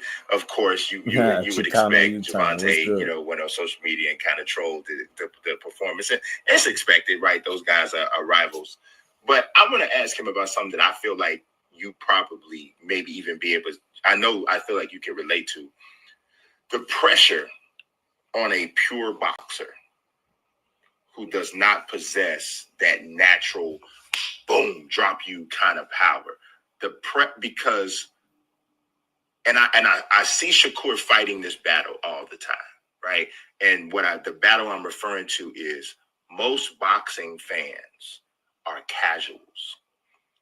They want to see a fight more than they want to see a boxing match. They actually don't really know the difference. So when they see a boxing match, it comes off as boring to them because they don't have an appreciation for the skill. And so Shakur, that's where he lives, in the skill. So he's all the time going to be underwhelming to the people who just want to see a fight. But those people are part of the stakeholders who determine if he's a draw or not. That's true too. So talk a little bit about like that concept, because I personally consider you were a masterful boxer. The whole KO percentage wasn't super high, but you was a masterful boxer, mad tough, in shape all the time. Yeah, you don't want to be on the inside with Tim. That's the way I looked at it, So yeah. You heard Tim was a lot, but Tim would go in there and he was gritty too. He was gritty. He had a beard. He could take a shot, but he could box. He had speed. He'll let them hands go. Good punch output. Tim Bradley would get in there and go. A lot of people didn't care for his style, but I respected it. Dude fought hard, man. He'd get in there and make it an issue for you for sure. You know what I mean? Shout out to my dog, man, the Cash App, man. He said for support, man. That's huge as always, man. Much love, bro. Always support. Shout out to my homie, man. Appreciate you, dog. Let's get back to Timmy, man. But that's true, man. That's real. Yeah, tell me about that, how that is. Look, you have to understand, you cover the UFC, right? That's a fact. That's a fact. The younger generation, back then they didn't have UFC. Back then. So now that there's UFC, now that technology, social media and all that, a lot of people don't have. A lot of people have short attention. They want things to be done like that. They love knockouts. I was raised up on Mike Tyson. You can't go to the refrigerator to grab a drink. You gotta sit down because it could be done in one round. Mike's still my favorite heavyweight to this I was day. raised up around that. Well, we haven't had that type of heavyweight. What we have was Deontay Wilder, who wowed us, with his knockout percentage as well, but no longer the Deontay Wilder, right? Thrill said a mystery decision. Bro say he got a mystery decision, man. That's funny. But hey, you know what? It's a video, and I know people will be like, oh, it's edited this and that, but it was an interesting video that was done after the first Manny Pacquiao fight, right, bro? And they was like slowing it down and rewinding it. And if you look closely, zooming in, it was like a lot of shots that Manny was throwing. He really was genuinely rolling with him and not getting caught flush. And I know he got credit for all of that stuff. So when I seen it, I was like, damn, he made an interesting case for him really being able to have won that fight, that first one. But it's always going to be controversial, always. So one, I think it's the attention span is no longer there for boxing. MMA, you hit a guy and they fall. They either get knocked out or choked out. It's either or. So I think that has a lot to do with a lot of the younger boxing fans are now turning to the MMA fans, and you have the other casuals who are old heads who are now, I would say, in their 40s now, who are raised up on Mike Tyson, and you know, they cut from that cloth. That's what they're envisioning. That's what boxing is. Another thing is that commentators, and I'm guilty of this as well because working for ESPN, we're selling a product. We want the product to be high. We want the ratings to be high. And the way those ratings get high is that you have to entertain. A lot of people don't want to watch Shakur because, one, they, like you said, they don't understand the sweet science. They don't understand the skill level. So when you hear me call a Shakur fight, Holyfield, everything boxing, bro. I hated Holyfield as a youngin', and you know why? Because I'm sitting here telling you who was my favorite heavyweight, Mike, and you know who his kryptonite was. One of his kryptonites, one of his minis. Nah, I ain't gonna say many, but him and Lennox, bro. I ain't like Holyfield or Lennox. I had to get a little bit older and really like do my homework, go back all the way to the beginning, really see the kind of work they put in to realize Lennox was one of the best ones. He beat everybody that beat him. That's rare in today's boxing with losses and still able to say you beat everybody that you fought.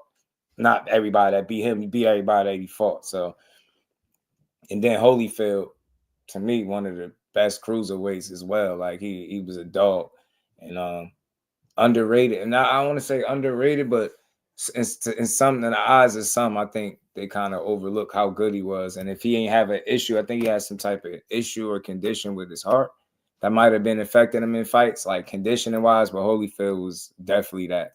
Tired ass Cowboy fan. What it do, homie? How you feeling, man?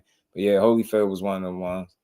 I'm saying, look, this is what he's doing. This is what's brilliant about his work. Like, this is hard to do. This is special about Shakur and his ability to make guys miss. But I'm also saying in the same breath that, damn, I hope I don't go to sleep. And I'm only saying that because I got to have balance, because you have the fans out there that like the guys that take risks. Listen to what he's saying. And you have the fans out there that like the sweet science.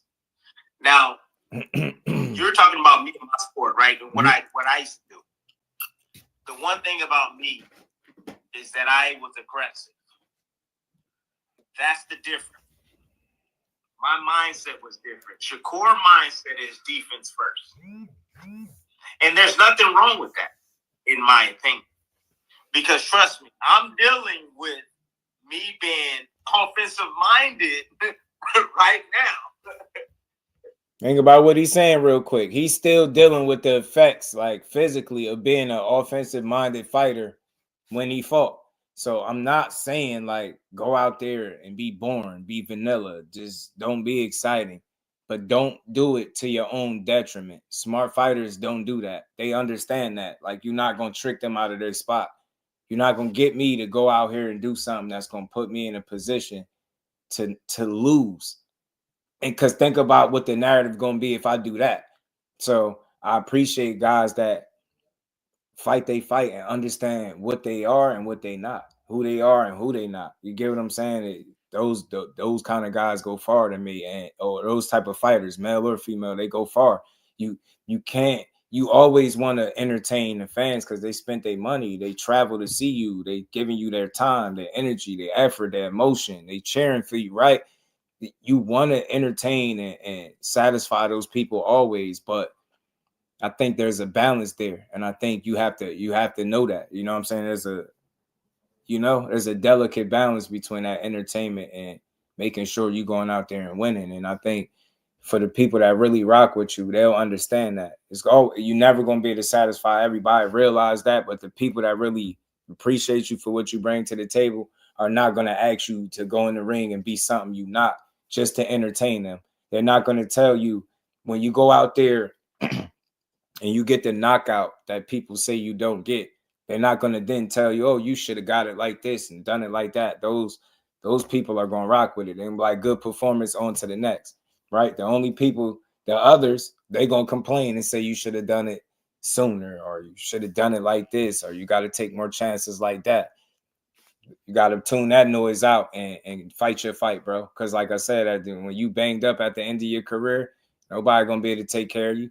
I don't think that shit is worth having physical effects. As long as Tim been out of boxing, he's still dealing with that shit now. And I'm telling you, it probably was a multitude of fights, but one fight that did it in particular was that Provodnikov fight, that Ruslan Provodnikov fight, where he, with 12 knockouts, tried to go out there and be super entertaining for the people instead of doing what was best for Tim Bradley.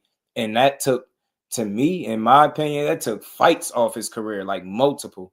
Like, he was messed up for months, like slurred speech, urinating blood. His balance and stuff was off. Excuse me, y'all. Sensitivity to light. It was a bunch of stuff. And like you said, like he said now, he's still dealing with that stuff. So I played this for a reason, because this the kind of society that we in now, as far as the boxing fans. They, go out there and do this. And even when you take chances, they'll say you don't take chances. You engage, but you don't do it the way their favorite fighter do it. So they'll say you don't engage. Even if you throw more punches than a guy that they feel like engaged more, they'll still say you don't do it. So it's like, you just can't satisfy certain people. You have to remain diligent. You got to fight your fight. Got to do what's best for you.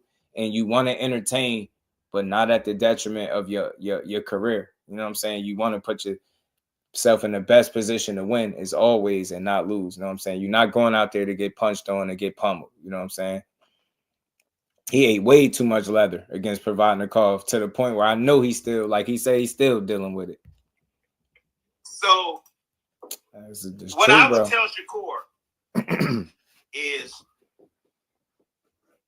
let the noise talk. See, he's saying what I'm saying. Go in that ring and handle your business.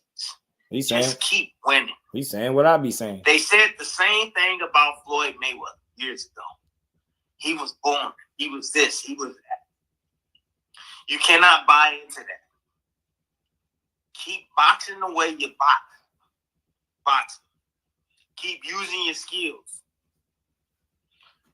It doesn't matter what the fans say, man. I'm letting you know that. It doesn't matter what these casuals are saying. As long as you're going home with a check and a W, a big W, and you continue to show your greatness every time you're inside that ring, keep doing you, man. I'm just going to keep it 100 with you, because, look, if I can go back and if I can box like a Shakur Stevenson, I'm letting you know right now, I would box like a Shakur Stevenson. Do you hear this shit?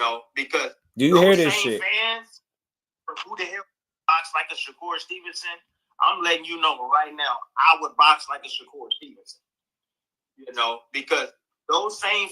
And that just goes to show you, when the pressure ain't on, when you ain't sitting up there and on the panel at Top Rank, having to find a way to shit on him because he on the way out the door, when you just speaking from a genuine space, look how he talk.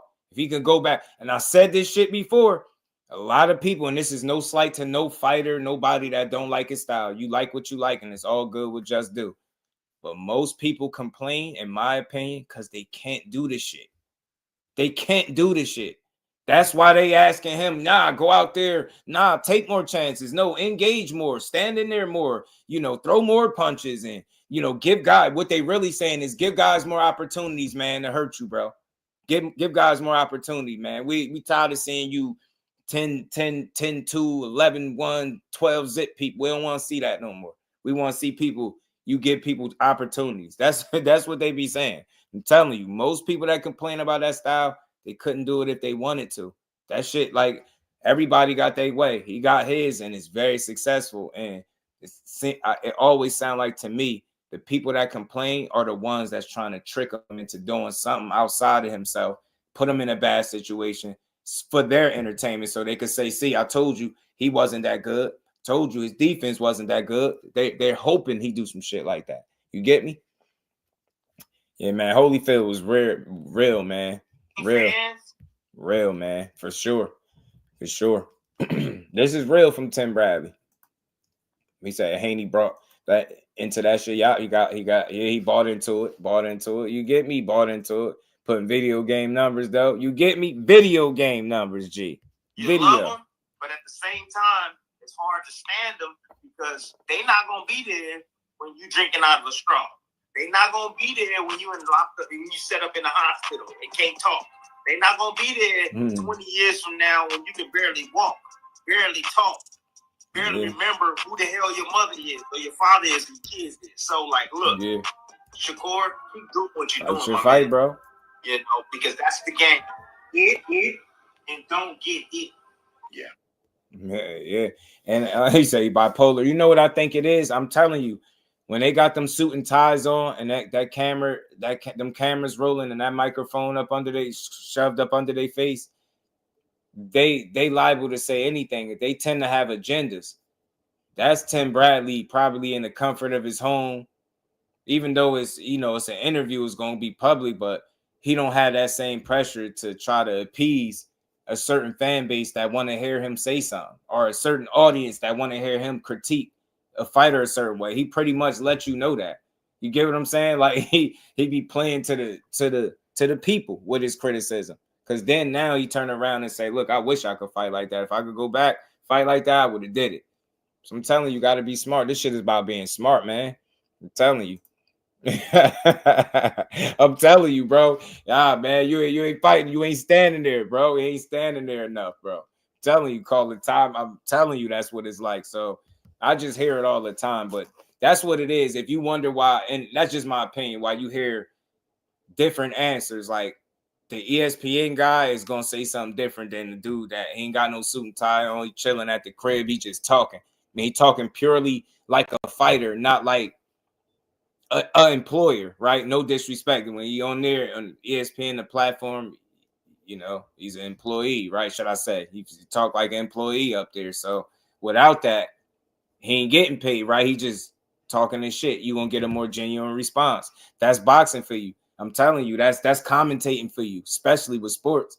You know what I mean? When it's a real public setting, they gonna say the shit to get a rise out of people, to get a reaction.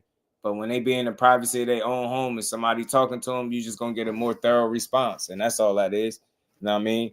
I know he's like he bipolar, but it's really he just he keeping it real. It's only so long you can sit there and lie, bro. Ain't nobody in boxing to not make it out with their health, bro. And if you can get in every fight and limit the damage that you sustain, then that's what you do. And you do that shit unapologetically too. Big Supreme, what it do, homie? Right. But he told on himself, bro. He be trying to appease the fan base. See what it do, homie? Save your body, because if you don't, old age will tell on you. Absolutely. Right. It's just all about being smart, right? At the end of the day, like, I don't suggest anybody to be boring, but if it's fighting your fight, and that's what's best for you, and people labeling you boring versus you trying to be something that you're not.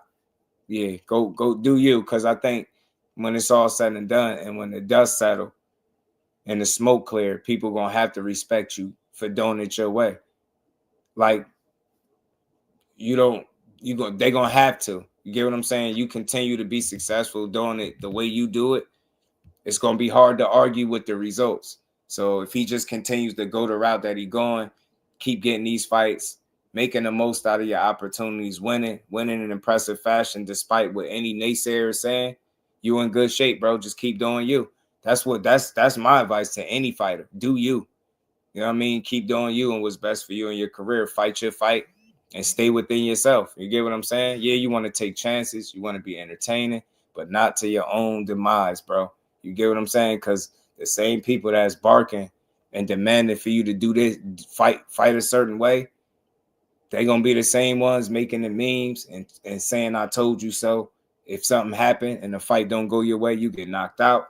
They're gonna be right there. They're not gonna be talking about, well, he tried. Nah, they're gonna be saying, I told you so. He wasn't that good. And it's, you see what happened. The same thing with Tank, a close fight, and it's a I told you so moment rather than, yo, we just got a good fight. Lamar Rose surprised us. It gotta be, you know what I mean? Shout out to Ann McQueen. Low key, Tim has always been cool before he started his YouTube page. Yeah. Frequent Boxing Gyms panel. That's a fact. I seen him in there a couple times. I seen him up there a couple times. Night and day from the work. Yeah, that's what I'm saying. Ant. You noticed it. It's night and day. Because one, you a suit and tie employer. You trying to appease and make certain people happy. You trying to grease certain palms, so to speak.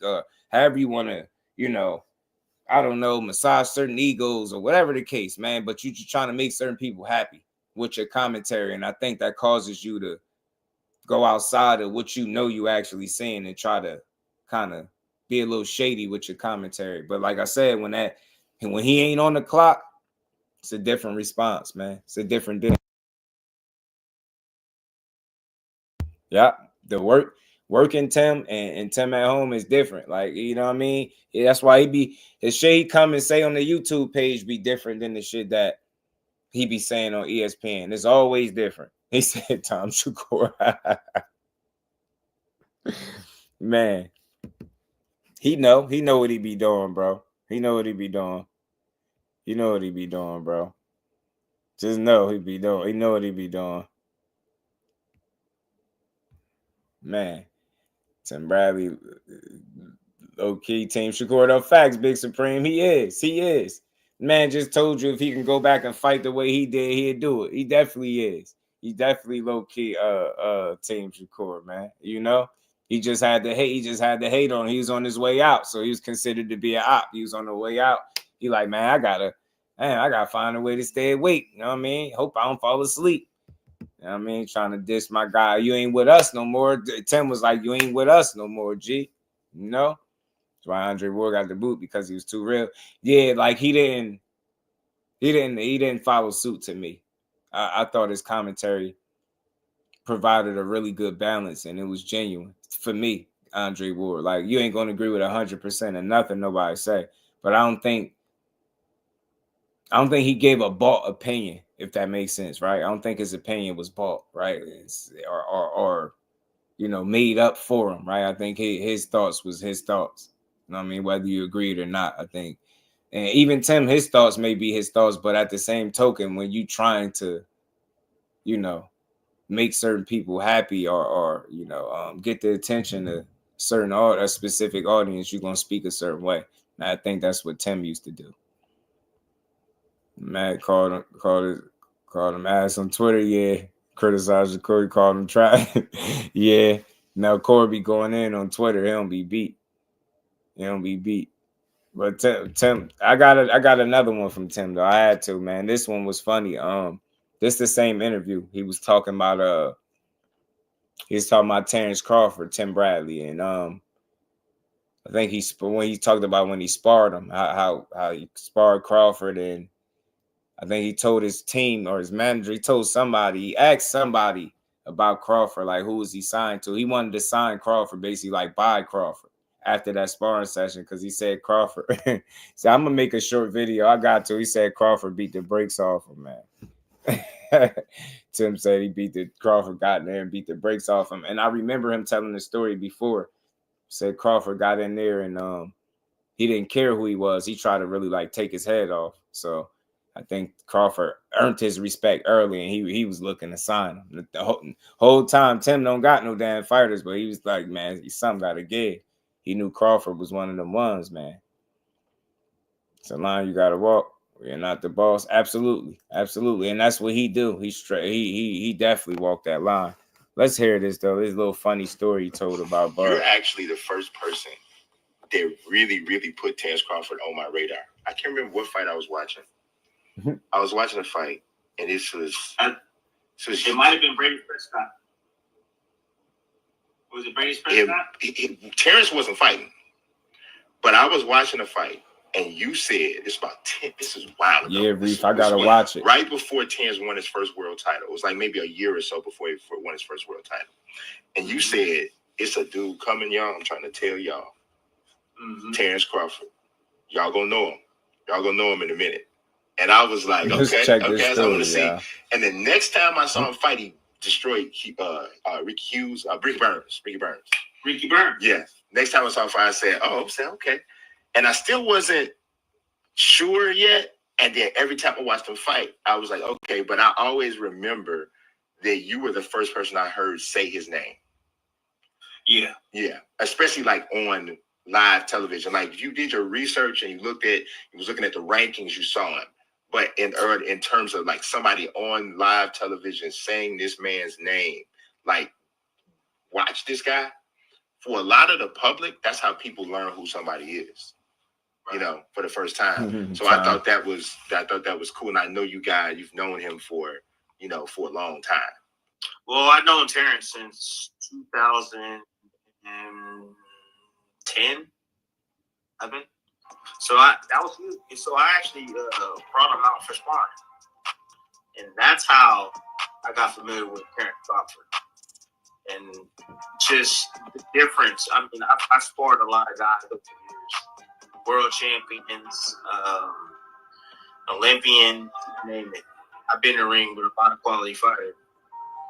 But it was just something different about him that really set right, Big Supreme. And I knew he was good.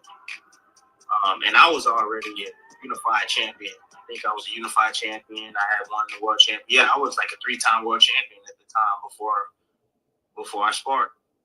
So I had a ton of experience in the game, and just the way he was able to handle me.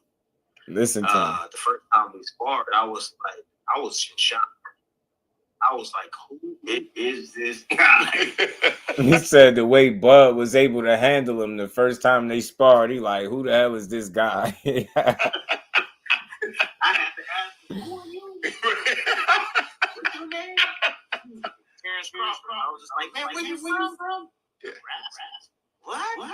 Omaha. Ain't nothing out there. Omaha. Where Buffy? I'm like, yeah. What? And he was just like, yeah. And I'm just like, what's your record? I think he was like 10 or something and 0 at the time, 10, 13 and 0 or something like that.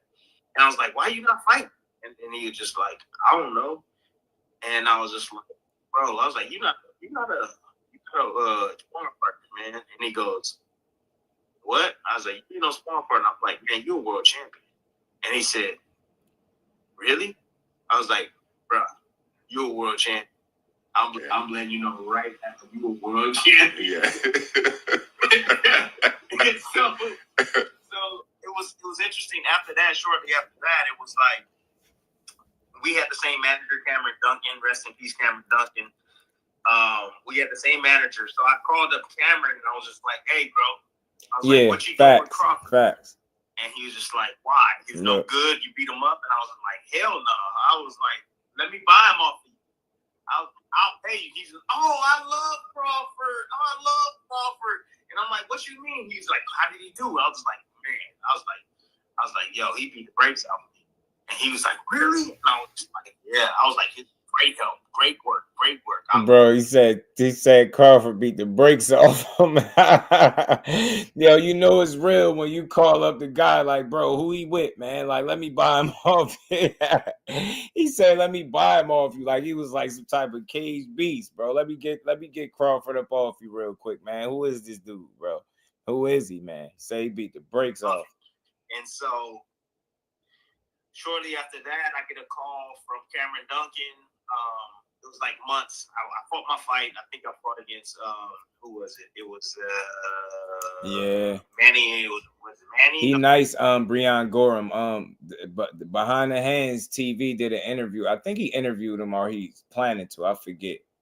Did he interview him already or he planning to? But he know Breon Gorham. Yeah, he's nice. Shout out to Behind the Hands because he made me aware of quite a few fighters, bro. I lost count at this point. Bro, if you want to know about some upcoming fighters, bro, Behind the Hands TV, you're going to find some fighters, bro. I'm telling you. Some people that guys might overlook, he ain't gonna overlook him. He gonna find him and he gonna highlight him. You know what I'm saying? On the channel, trust me. Oh, yeah, with Manny Pacquiao. Shortly after that, I brought Manny Pacquiao. Then I get a call from Cameron Duncan saying, "Hey, there's an opening for Terrence, but it's against Brady Prescott." And I was like, "Take it." And he's like, "Are you serious? Did you see what he did to Mir Khan?" I was like, "Take the fight." I was like, he gonna beat the shit out of him, and he might even stop. And he goes, "Really?" And I go, "Take the fight." But before Crawford left, I told Crawford, I said, "Man, stay in shape. Stay in shape. Something gonna happen. Stay in the gym. Stay training. Stay in shape. Something gonna happen. You gotta be ready for those opportunities." He was, and it was crazy because I think he was getting ready for a fight himself at that time. So it wasn't like he was just coming off the couch. But man, did he put on a show that day, man? On HBO. Yeah, he saved the show. Yeah, man. It was he like his rise, man, and just the way we, if you've watched him for a good amount of time. That was Supreme. I think the fight before Ricky Burns, or the Ricky Burns fight, was the first time I saw him fight. No, I think British Prescott was the first time I saw him fight. Prescott was the first time I saw him fight. It's crazy. The first time I think I seen Bud fight, it was an outside fight. I'm trying to think, did he have on like some basic ass like black trunks with white trim or some shit? I'm one of them. I be remembering trunks in like ring attire. He had them little like the little twist or something in his head. I believe it was an outside fight that he fought. I forgot who that was. He had the baby dreads, right? Yeah, it had the baby dreads. It was early, man. It was earlier in his career. It was before Breedis and all of that. I had to go back and look on the resume. I don't remember the dude's name. I had to see the fight again. But that's what I remember, the first fight I seen above. Him being like out fighting and out. I think it was like outdoors or some shit like that. I forget what fight that is. It might be on YouTube, but I definitely believe he stopped Buddy. Whoever it was, I think he stopped him. But he definitely had them little twists and shit in his head. Kick dude ass, bro. Crawford been beating ass since what? 08? I think he turned pro in 08. He been beating ass since 08, bro. And it's crazy because he just gotten better over the, like throughout his career, like just gradually just sharp ass dude all the way up until now. And for him to still be that at the top of his game like that, it just speak volumes, man. Speak volumes. But had them little braids in his head, yeah. But smoked the dude, in that outside fight. Facts, he did next gen. He beat his ass. I had to go look on the resume, and probably I see the name, I remember it, but I can't remember his name. But he damn sure smoked Buddy. Whoop dude ass for sure. Yeah, he got his ass kicked. Called Mr. Black Trunker on DB. I've seen every fight since then, and I've seen some of the ones before that now because I went back and watched after he became. I started to see what it was, but yeah, man, it just to see where he is now is really just, it's amazing. It really is. It truly is. I already know you've been watching for a minute. Yeah, a lot of people everything boxing they don't remember. Like I don't question nobody boxing knowledge, nothing like that. I don't like those kind of conversations. You know what you know, right? But I know from how people speak about him that they don't remember that dude. They don't remember him with them little twists. Not everybody. Some people do, but most, they don't remember that. They don't remember Bud Crawford. I'm dead serious. I talked to somebody before, and they remember Bud Crawford maybe his last fight at 40 before he moved up to 47, and that's where they got accustomed to him, right? They didn't know him before that. It's a lot of people that be picking up on these dudes late. That dude been through the weight classes, and the lightweight, the 40, the 47, the 54. He been kicking ass for some years, man. Years. So I was like, I don't understand how more people don't respect him. He should have a lot more respect from your general boxing fan than what he do. They'll start talking about how he move or something instead of how he fight and be like that. I don't like him. He move like this or he move like that. I don't be trying to hear that stuff. That this dude kick ass. It ain't perfect, but he get in the ring and beat ass, bro. Shout out to LWboxing and Fax Machine. What it do, homie? How you feeling? But yeah, little Bud with the mini dreads was a beast. Yeah, I mean, he literally is of his era, which I don't think his era. He's the best of his era, and I don't even think it's a conversation. In his weight range, he's the best of his era. You know what I mean? He might be the best of his era, regardless of the weight range. You know, it's crazy. You know, Randall, what it do, homie?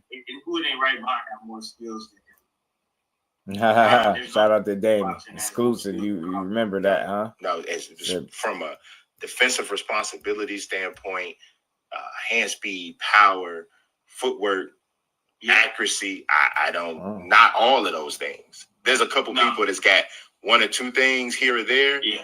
But it's crazy. Yeah, Crawford. Yeah, man. I just wanted y'all to hear. I thought that was a funny story, man. He brought that back up. I remember him talking about that sparring when he first met Crawford. How Crawford ain't had no respect for him, and that's what made him respect Crawford. Crawford didn't care about him being no 3-time world champion or whatever he was at the time. He just went there and tried to knock his head off and ain't play no games, man. You see Tim Bradley wanted to sign him. He like, yo, this dude is a world champion. He ain't no damn sparring partner, man. And that's just the story. I'm telling you, them type of stories you hear about Bud, man, them gym stories, he can get in there and get to it and get active. That was just one of the best fighters in this era of boxing for sure. Definitely at the top of the list, man. Back when Bo Mac was 301 and slimmer, Randall, what it do, man? Yeah. So they've been together cooking up for a minute, man. And like I said, any fight they've been in, they feel like they can win. Like they don't just take fights for money. I just never got that feeling. So it's tough as a Canelo fight may look for Bud Crawford. Like I said, man, if there's anybody that's getting in there to beat that dude or try to, it's going to be him. You know what I'm saying? I got, at least got to give him that respect because that's what he showed me every single time he get in the ring. Now, fight night could come and he can do what people felt like Charlo did, but I don't think so, you know. And after looking at Charlo fight over again, I'm not going to say he had the best performance. Obviously, we know that, but I think he fought closer to what people think. You get what I'm saying? Like, they just felt like, oh, he didn't even try. After looking at that fight again, nah, he definitely tried. It just, you've never seen him be, at a deficit that way, right? And just be, like, overmatched to a degree. It was just too much for him. I think the weight, the combination of the layoff and all those different things mixed with what he probably already had in his head, it just wasn't like that. Like, y'all, I know y'all remember that clip. Forget what fight it was. When the Charlos was out in the ring and they was in a crowd watching Canelo fight, and the camera panned to Jamel. He was like, I could beat Canelo. He's slowing down too. He getting tired. Something he was making like a comment. And to me, it's one of those things where outside it looked a certain way, right? He like, man, I could beat this dude, right? He don't look that fast. He ain't that busy, right? Probably feel like he could deal with his power. Remember, he was saying, yo, he hit harder than Canelo. He probably stronger than Canelo or hit harder, some shit like that he was saying. Why he said that, I don't know, but he said it. You know what I'm saying? And that just goes to show you what he had in his mind. I think he was, for some reason, he was looking at, Canelo like it was that 155-pound guy that used to fight at 55 to avoid fighting y'all. Not that dude. He wasn't that. And I felt like he approached it thinking that he was that guy. Now he's just a totally different physical specimen that he got in there with. And you could see like very early when he got hit with the first real good shot, you could kind of see that in his mind is like, oh shit. He had like an oh shit moment to me. And by that time it's too late. It's you in the fight now. Ain't no backing out, ain't no timeout. You got to get through it. And I just think Canelo was way more than he anticipated. A lot of people don't say that, but I think he was way more than he anticipated. So if you really examine what Charlo was doing, he do a lot of that same shit in other fights. But the difference is his punching power is usually able to have an effect on a guy, whereas Canelo had no effect. So it kind of made him a little gun shy and more hesitant because of the shit that he was throwing. He was getting countered. And then on top of that, his punches wasn't having the same effect that they typically have on guys. And I think that just, like, his confidence took a hit and he fought a certain way. But I definitely think he tried. He just got neutralized in a big way because I just don't think I don't think he fully prepared for what Canelo was. You get what I'm saying? And shout out to my dog behind the hands. He made the point. I think Charlo trained at the crib too. On top of that, That's never a good thing. Like, you trained at the crib, you looked a little too comfortable. Like, you didn't. It's like you had like a Hollywood training camp. You had a training camp like, you know, I got money now. Yeah, we're gonna put the work in, but that guy probably killing himself like he broke. You working like a rich guy right now, if that makes sense, right? You're just not as hungry. Your stomach kind of fed. That's the kind of training camp to me it felt like you had. Seeing how you trained at the crib, it just didn't seem like you isolated yourself and put yourself in a situation where you know you just gonna be zeroed in on the fight and going balls to the wall. Just didn't seem like that was the case. You know what I'm saying? You got a little laxed. He rocked you to sleep a little bit. Yeah, definitely. 100% the 17-month layoff, the injury, the jumping of the weight classes. It's the closest thing to a actual handicap match that you're going to see in boxing, that fight that he took. You get what I'm saying? There was so many factors. So I'm not making no excuses for a lackluster performance, but I'm telling y'all, for me, y'all, and I'm genuine. I went back and watched. He tried more than what people think. The shit just didn't work. It was ineffective. And against anybody else, those 54-pounders where he's been at, he hit those guys with those same shots. He'd have got a much different response and reaction. With Canelo, already an iron chin. Dude been as high as 175. He took shots from guys up there, the Beevils, the Kovalevs, right? It just didn't affect him. So, you know what I mean? And I think that just played in his mind. You know what I'm saying? Mark West, what it do? I see something. Charlo was in dog shape for the fight. He just didn't take any risks versus Canelo. He saw Canelo orange glow. You stupid. But I think he took chances, though. Now, again, did he take exactly the same chances that he typically take? And no, and the reason for it because of what was coming back at him. And then that mixed with the fact that he wasn't having the effect that he normally had. He like, damn, he hitting this dude with some flush shots and he's just walking right through. It's just like didn't phase him. Right. All right. So I think, you know, definitely not as active as he normally would have been, but it was so many contributing factors. That was like a handicap match, bro. It was tough. It was gonna be tough to win like that, you know? So, but hopefully, you know, I see him announcing that he coming back. He said he rocking out at 54 till he retire or something like that, something to that effect. So let's see it, man. I've been wanting to see Charlo get back in there since that day, since that fight, man. He said lay off with Canelo orange glow. You stupid, bro. Canelo had that glow, send him on. He was blinded by the orange glow. So Canelo way too much respect. You know what?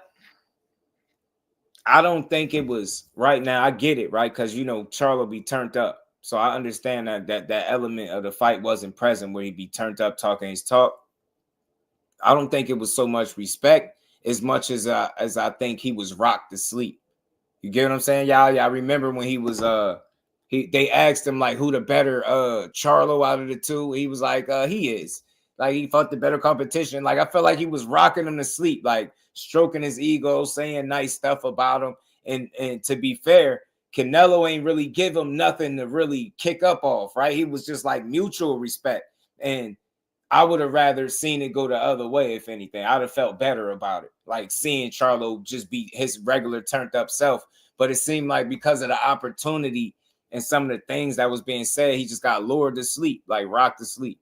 You know what I mean? Canelo out here telling you better than your brother and shit. Like, you get what I'm saying? Like, bro, what? How do we know that? We don't know which Charlo was better. They ain't gonna fight, but I just thought Canelo was rocking him to sleep.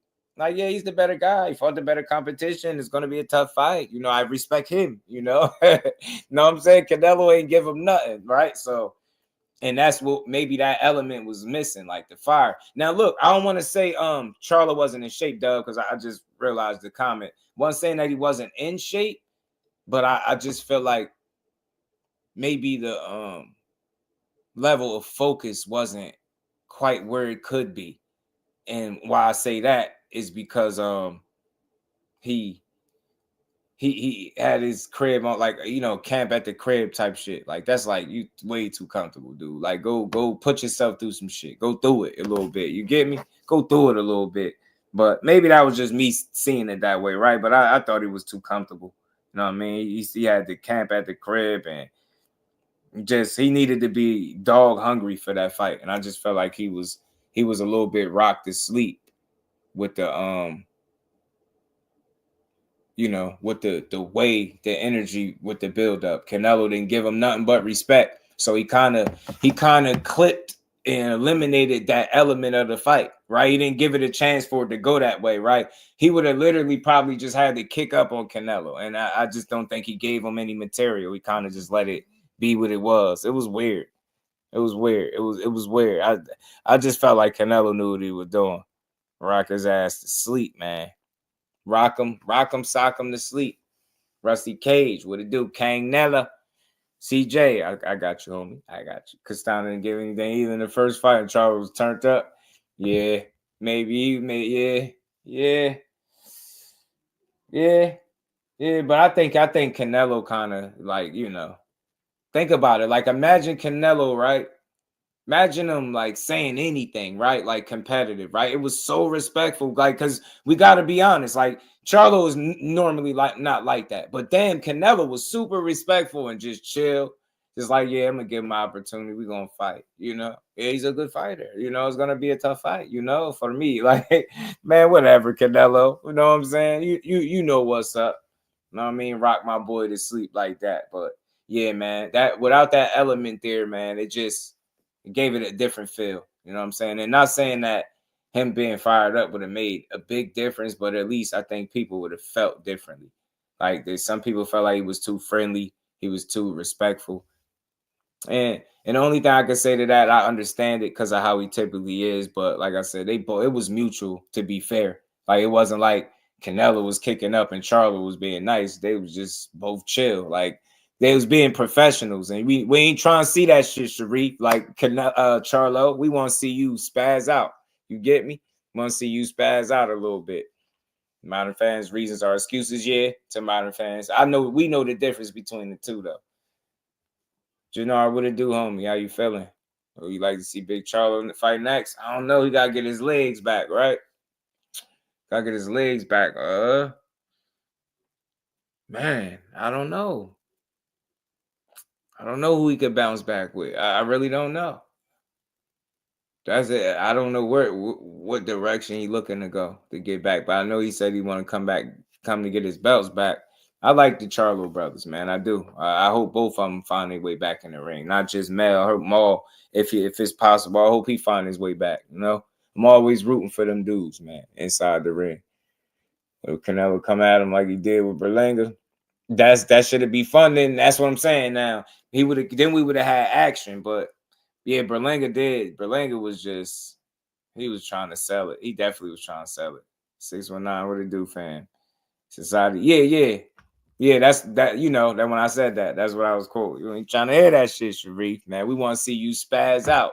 We like Charlo talking crazy, man. You know what I mean? Like, the pissed off Charlo is the one we wanted to see. That's all. I wouldn't mind seeing that guy for that fight. You know what I mean, Charlo be turned up for no reason, and he got a switch where he be super chill too. That's the crazy part. You know what I'm saying? Y'all remember the video with Charlo when he had on the he had on the sombrero with the poncho, I think, or no, he had like the poncho on. He was like playing pool at the crib. He was whistling, dancing and shit, yo. Charlo's a fool, man. That's a funny dude, man. Played that clip. I kept saying AJ flipping. When he laughed at it, that was great. Which one? Which one, Tim? I heard Charles Plant next might be fake news, though. I seen that somewhere. I just don't know how solid it is. I could try to check with some people to see if there's any legs to that. You know, if there's any truth to that. I do know somebody that's in good with a PBC guy. I could ask him if he heard anything about that. Now, I mean, I did see some whispers or two about it, but that's a dangerous fight to come back to after, you know, so much inactivity. And you'll be moving up a weight class if you're fighting when he threw the belts. Oh yeah, bro. Man, I had that clip. I had deleted it, man. That joint was hilarious, bro. He had a meltdown. And then they gave him the microphone and let him perform his own eulogy. It's like, bro, he was at a wake or something. Bro, what are you doing? Like, you saying your goodbyes to your career? Bro, how you gonna lose fair and square and throw somebody else belts out the ring?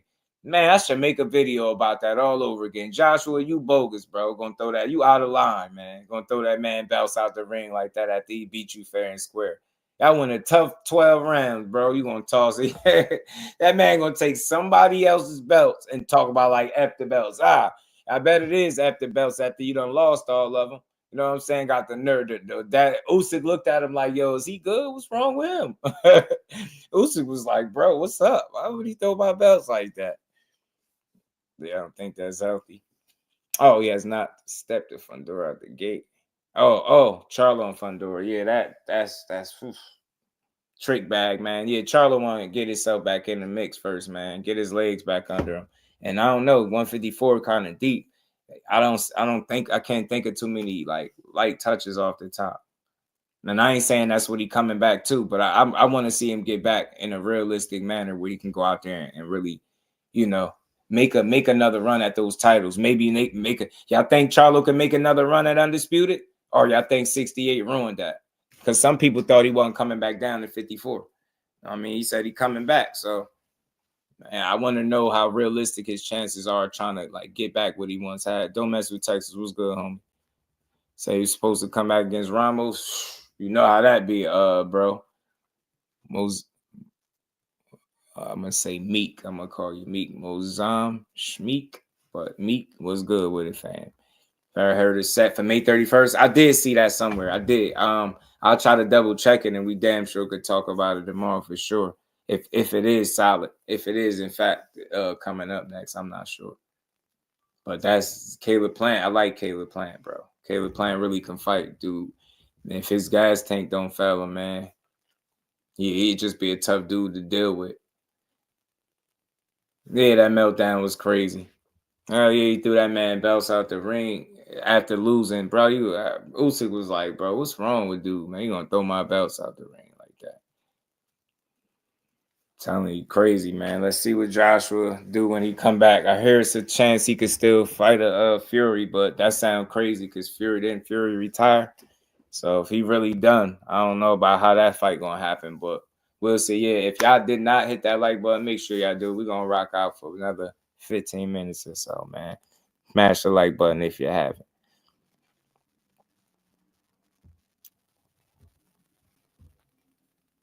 Let's keep going. Crying, laughing, watching that. I'm telling you, it's gonna always be funny, bro. He spazzed. He lost his damn mom, like, bro. And I felt like it was a bad time to do it. Why? Because he fought so damn good. In my opinion, he fought better than he did the first fight. He made this one closer to me. So it was no need to like explain anything. You fought a good fight. He was just better than you, bro. But he just couldn't accept that defeat. Like he was like, remember, he was. I don't even know if this. Yeah, I think this is when he was asking him like, how do you beat me? Like, I'm bigger, I'm stronger. So he was saying a lot of weird shit, bro. Asking him how did he beat him, and he was just like, just couldn't come to grips and come to terms with the fact that he beat him again. It's like he just couldn't understand it. It was wild. It was wild, bro. It was wild. It was wild. That shit was super wild, bro. I'm like, man, he tripping. And expected, would you like to see Plant versus Big Charlo? Big Charlo at a catch weight since he would be dangerous for Charlo to go up. Nah, you know what though? Nah, not really. Cause check this, Jannar. I think Charlo is definitely big enough to go to 68. I do. I think he's been off long enough. Like, I think it might be better for him to try fighting up there than trying to come back down to 60 with all the time he's been off, right? Think about it. Your brother done went and fought at 68, bro. You damn sure could fight at 68 now. Caleb shouldn't have to fight at a catch weight because I don't know. That might be tricky. You know what I'm saying? So I don't think. I think Charlo, if he gonna come back and that's who he fighting, I think he should just do it at the full 68. You know what I'm saying? No catch weight. That shit ain't gonna help you. Nah, you couldn't make the full 68 because think about it. He fought Jose Benavidez Jr. at what, like 64? Wasn't it like a catch weight of 64? You could do 4 more. You could do 68. Probably do him some good, you know what I'm saying, without having to cut as much weight, possibly, right? So if your brother could test the waters at 68, he definitely can fight there. You know what I'm saying? I would like to see the fight, but I think it should be at 68 if it's going to happen. Shout out to my sis Melanie Queen, man. I'm bigger than you, he said. Yeah, right. Right. Mel versus Danny Garcia. Mm-hmm. Or one time, 54. Danny, I think Danny was saying something about coming back, JB, and I'm not sure. I don't think he got nothing less to prove, but Mel versus Danny.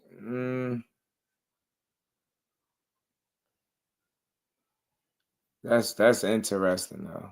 Mel and Danny. Or one time, you said, or one time, yeah. Keith Thurman, that's interesting too. Mike Kirkland, what's good, bro? How you feeling? Keith Thurman is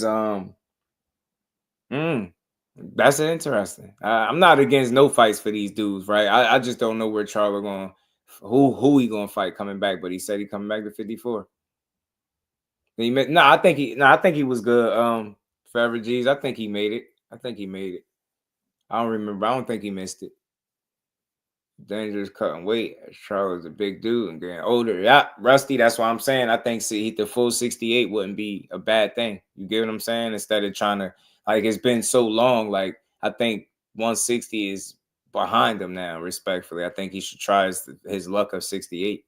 I think he got the frame obviously for. He definitely big enough. You think he's small?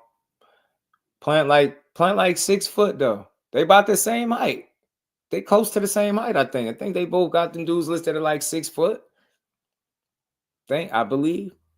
So I don't know. Caleb Plant be ripped up. He be chiseled up at 60. He look like this where he gonna fight at permanently. So Charlo just seemed like he was supposed to be up to 6'1". Okay, yeah, there you go. So you get me. So definitely he taller than me. You know what I mean? I'm like 5'11", so I know he got me. I ain't cracked 6 foot yet. Or I ain't quite cracked 6 foot, should I say?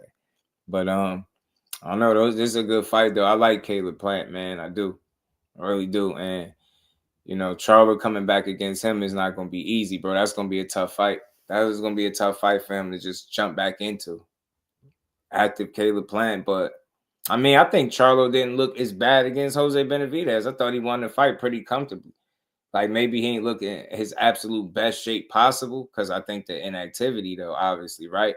I feel like getting back in fighter shape is like one of those things where you need consistent, like can't fight to get yourself in peak condition. And I don't think you can get all the way quite there to that level, to peak level with just like that much inactivity than just one training camp and, you know, the fight, right? I think you'll still have a ways to go to work yourself completely back to like optimal shape. You know what I'm saying? So that's why I think we seen with Charlo the last time, and with so much more time off, I just don't know what to expect. But you know, look, I'm all for it. I want to see him bounce back. You know.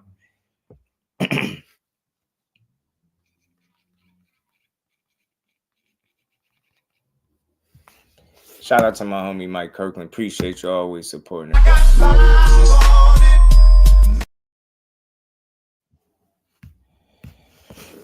him. Much love, bro. You thought Just was like 6'4"? Nah, hell nah, shit, man. I wouldn't mind being 6'4", but nah, slim guy, 5'11", 5'10", 5'11", man. On a good day, you know. On a good day. Well, let's chop it up. Let's I'm play one more thing from Sean Porter that had got people buzzing, got the internet talking a little bit because he made the comparisons with Floyd and Shakur's defense. It's all in the same interview with when he had Teo up here. Let me see. I wanted to jump into a couple of things before we get our guests on. I want you to pull a clip of Floyd doing his thing with his uncle, I believe it is. Bring that shit. Bring that smoke. Bring that shit. Think about it, Roger. Think about it. Think about it. The Black Mamba.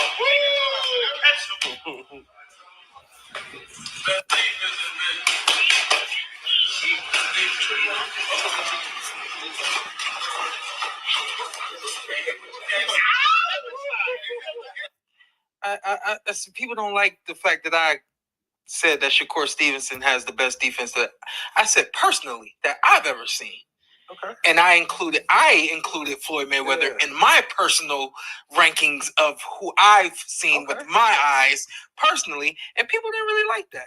Did you get a lot of pushback? I got a lot of pushback. I'm not gonna go back and watch Pretty Boy Floyd fights. I'm not gonna do that because that's just not me. I don't do that. But I just saw that a lot of people are like, people are taking that as if I'm like trying to jump on Shakur's team or something like that. And I'm just trying to let y'all know, like, so I came in here with this today. I was like, first of all, let me show y'all, like, I ain't know it was nice like that. You know what I mean? Like, I just didn't know it was nice like that. I saw Money Mayweather. You didn't know it was nice like that? Like that? That's clean. And I know you just training. I know you just training. Okay. But, yeah. Money Mayweather defense is nice now. Hell yeah. His defense got better, I think, as Money. I think he got hit less as Money. And it was like, if you didn't penetrate less that, offense, but more defense from for what sure. I saw. Oh, but you like that movement right that's what I'm talking about. So fresh. You know what I mean? Like, yeah. Like, I'm not saying he didn't limit himself. He just figured out nobody can stop this. And take what I give you. You watching Money Shakur. Yeah, exactly. Okay. Exactly. I mean, you watch Pretty Boy Shakur. Pretty Boy Shakur. There you go. Yeah. But he basically like take it, and you can't do nothing about it, which I absolutely straight up and down love. Dog, but I had a lot of people like, he's tripping, he's crazy, all this other kind of stuff. I was like, I happened to see this clip. I was like, let me bring this clip in and just let y'all know. I ain't know it was that nice. I know it was nice, but I ain't know it was that nice. And he's saying that because, let me just provide some type of context. The reason Shawn Porter, I know it's a little surprising to hear that he didn't know Floyd was that nice, is because he be that disconnected from the sport. Like, he in it, but he don't be watching and keeping up and shit like that. So it's probably a lot of fights of Floyd's that he didn't even see. But I don't think Pretty Boy is the one to go back to look at if you're looking for defense, right? I think he always had good defense, great defense, right? I think it got better. Excuse me. I think he got more, better as Money Mayweather. I think he got hit less then, and he was obviously less offensive as well. The knockout slowed down, but as a Pretty Boy, more offensive dude, still great defense, but got hit more. I think as Money May, those are the fights maybe you obviously need to look at to see how great that defense was. Like, he was Money May beating Canelo like that, right in the pocket, making a miss, knocking his head back hitting him with that pull counter. Like, that dude was ridiculous. Like, and I believe there's a point where they felt like he was getting hit a little bit too much, so they started focusing on the defense, right? Felt like he started taking a little bit too much punishment, obviously, and he fixed it. And the dude just, to me, hands down, for me, for what I've seen, the best defensive fighter and that I've seen is Floyd, and as Shakur is on pace, like to, I don't even want to compare him. Floyd was just one of its kind, generational talent.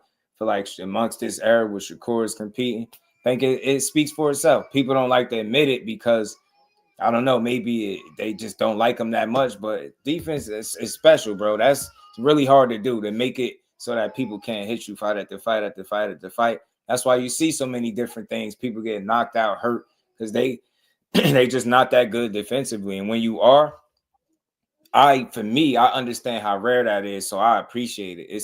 I used to love to watch Floyd make people miss and make them pay, even if he ain't always make them pay. Like, remember watching him beat up Canelo and making Canelo punch the ropes. He ain't necessarily make him pay when he made him punch the ropes, but he made him miss by a mile. And it was just, you like, damn, they're like, you just haven't seen nobody be able to make people miss that often and embarrass them the way Floyd was doing it for me. Now, I get it, right? Pernell Whitaker was bad, but he was more like flat. He was flashier with his defense, and he made it fun. He made it fun. Floyd just, man, that shit just was special, man. He was like a for sure bet. You knew Floyd was going to make it extremely hard to hit him, and he was going to counter you and piece you up on the way to a victory, man. I was never bored watching his fights. I never understood why people called him boring. Never. I never was bored watching Floyd fights. Not for me. I felt like I appreciated what I was watching as well as understanding it. So, you know what I mean? For as much as one would be able to understand it, I'm not a pro boxer, so I can only imagine how hard that is to constantly excuse me, y'all make sure a person can't hit you and you can hit them. It's crazy, man. It's ridiculous, bro. It's ridiculous. Humble Dragger, what it do, homie? Say this comparing Floyd to everybody. America needs to stop. No. I think that's gonna always happen to a degree, but you have to listen to the context in which he's saying. The defense is what reminds him of him, right? It's just defensively, right? They got their similarities. It's okay to say that. That don't make him Floyd because he got similarities and they both have great defense. That don't make him Floyd. Nobody is Floyd. Floyd is always gonna be Floyd. It's one of one. You know what I mean? Shakur is Shakur, but it's okay to say there's some similarities there. And like, I guess what he's saying too, since Mayweather, you haven't seen a defense better than what Shakur's is now, officially by the numbers, right? You haven't seen it. So it's okay to say that. That man is just really good in that area. He's very smart. You know what I'm saying? It's okay to say that. That don't make him the best. That don't mean he can't be beat. That don't mean he's flawless or he's the next pretty boy or the next money made. No, they just have some similarities with having really good defense, vision, reflexes, right? It's okay to say that. You could put it in its proper context, but just to say, man, he like Floyd. Like, that's too broad of a statement. You can't say that. It leaves too much room for criticism. You got to be specific about what you mean. You get what I'm saying? You got to say that, you get me? You got to say what you really see and be specific because people going to hold you to it. So they don't want to hear that somebody is like Floyd. You know what I'm saying? They got to be specific. So when it comes to, just being sharp defensively, smart, good reflexes, just not getting hit, limiting your guys' punch output. You know what I mean? All those things, he has similarities with Floyd, and that's okay. But that's, I think, it's as far as it go.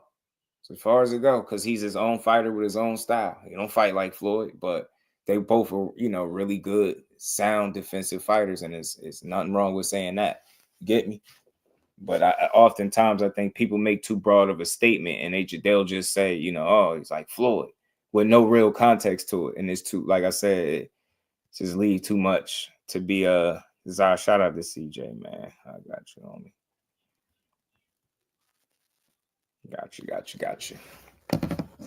As a kid, Floyd was already my favorite. When I found out he was from the same state as me, I said, bet. TBE. Nah, that's how it be though. That's how it be. It's something about when a fighter is from your state or where you from, you rock with it. Like, I'm from Jersey. Shit, Floyd, you done heard Floyd bring up, New Brunswick, New Jersey. Like, that's where I'm from in Jersey. So think about it. Like, he done been out here. I know the house. It's a house out this way where he stayed at or family stayed at. I got some family that has some type of relation to him, believe it or not. Shit is crazy when you think about it, but for sure. Like, when you find out somebody is from where you at and they putting on, you gotta rock with them. Yeah, he took a page out of Floyd's book.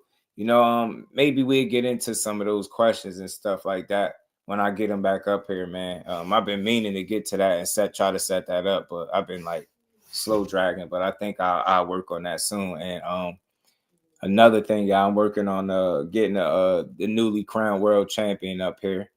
I mean, so we're going to set that up and we going to build, You know how we do, man. Y'all make sure if y'all didn't hit the like button, make sure you do.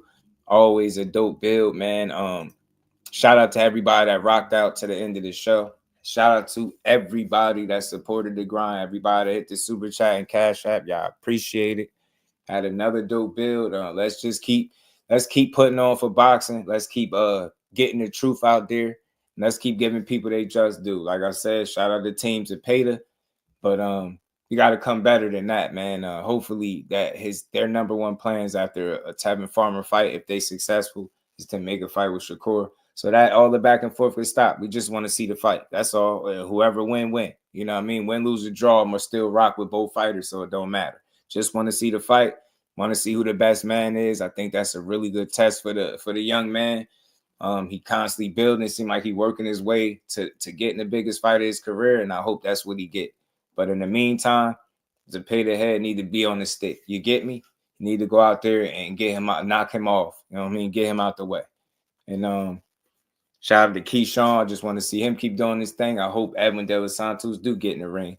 Hope it is a homecoming back in Virginia. Let him go out there, show out, do his thing. May the best man win there as well. Shout out to Edwin. Want to see what he looked like since being out the ring. all this time. Al Booger, my dog, what it do, homie? Clothes and long skin color. Imagine how much. Yeah. Oh my goodness. A Mike Kirkland. Imagine, bro.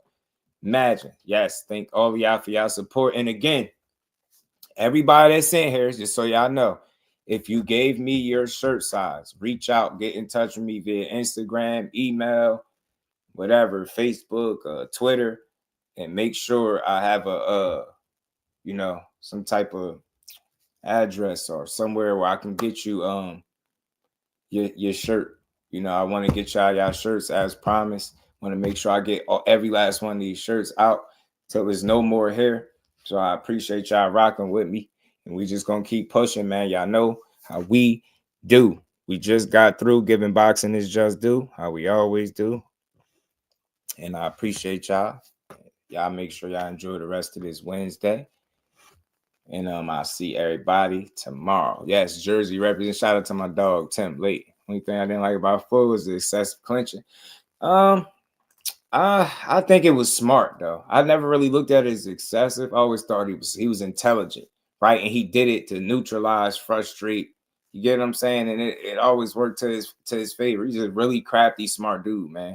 It seemed like he was born to box. Like I feel like he ain't just like talented. He's God gifted. That's what I used to look at Floyd, like generational talent, God gifted dude. But they always gonna be something that you don't like the most. But I think overall, just the performance from fight to fight to fight to fight is second to none.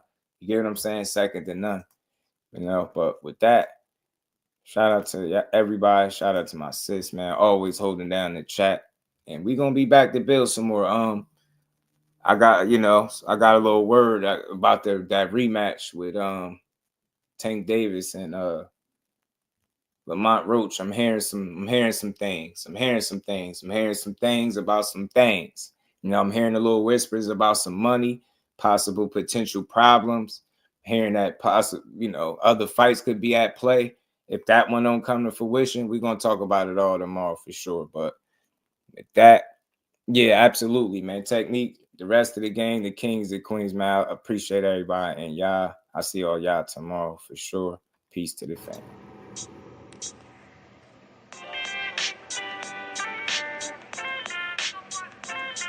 Yo, you know the deal. We back again. We never slacking. Word 'em up.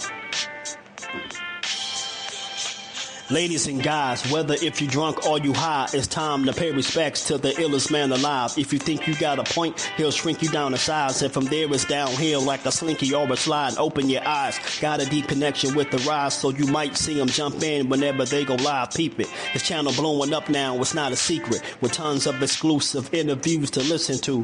Them other channels I hate, but yo, they missing clues. They start narratives, sip the goose and twist the truth. It don't take a rocket scientist to get the proof. Just click the live at 4 p.m. Eastern time. But when you chime in, make sure you keep it kind. But if cowards want to debate, then it's feasting time. My man Jusdu shine, busy all the time. Grind 24/7, 365. Videos he might have 365. My rhyme sick, they make you do a 365. You get a rich if you think you fit to survive. It's Jusdueboxing, time to click the live. Ain't no beginners, if you soft, you ain't down to ride. I crush you, respect too, it's Jusdu. He got the illest boxing show on the internet. The boy been a threat and he ain't even had dinner yet.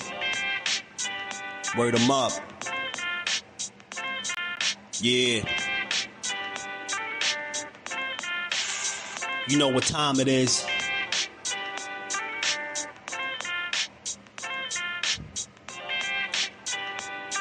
$4 p.m. Eastern.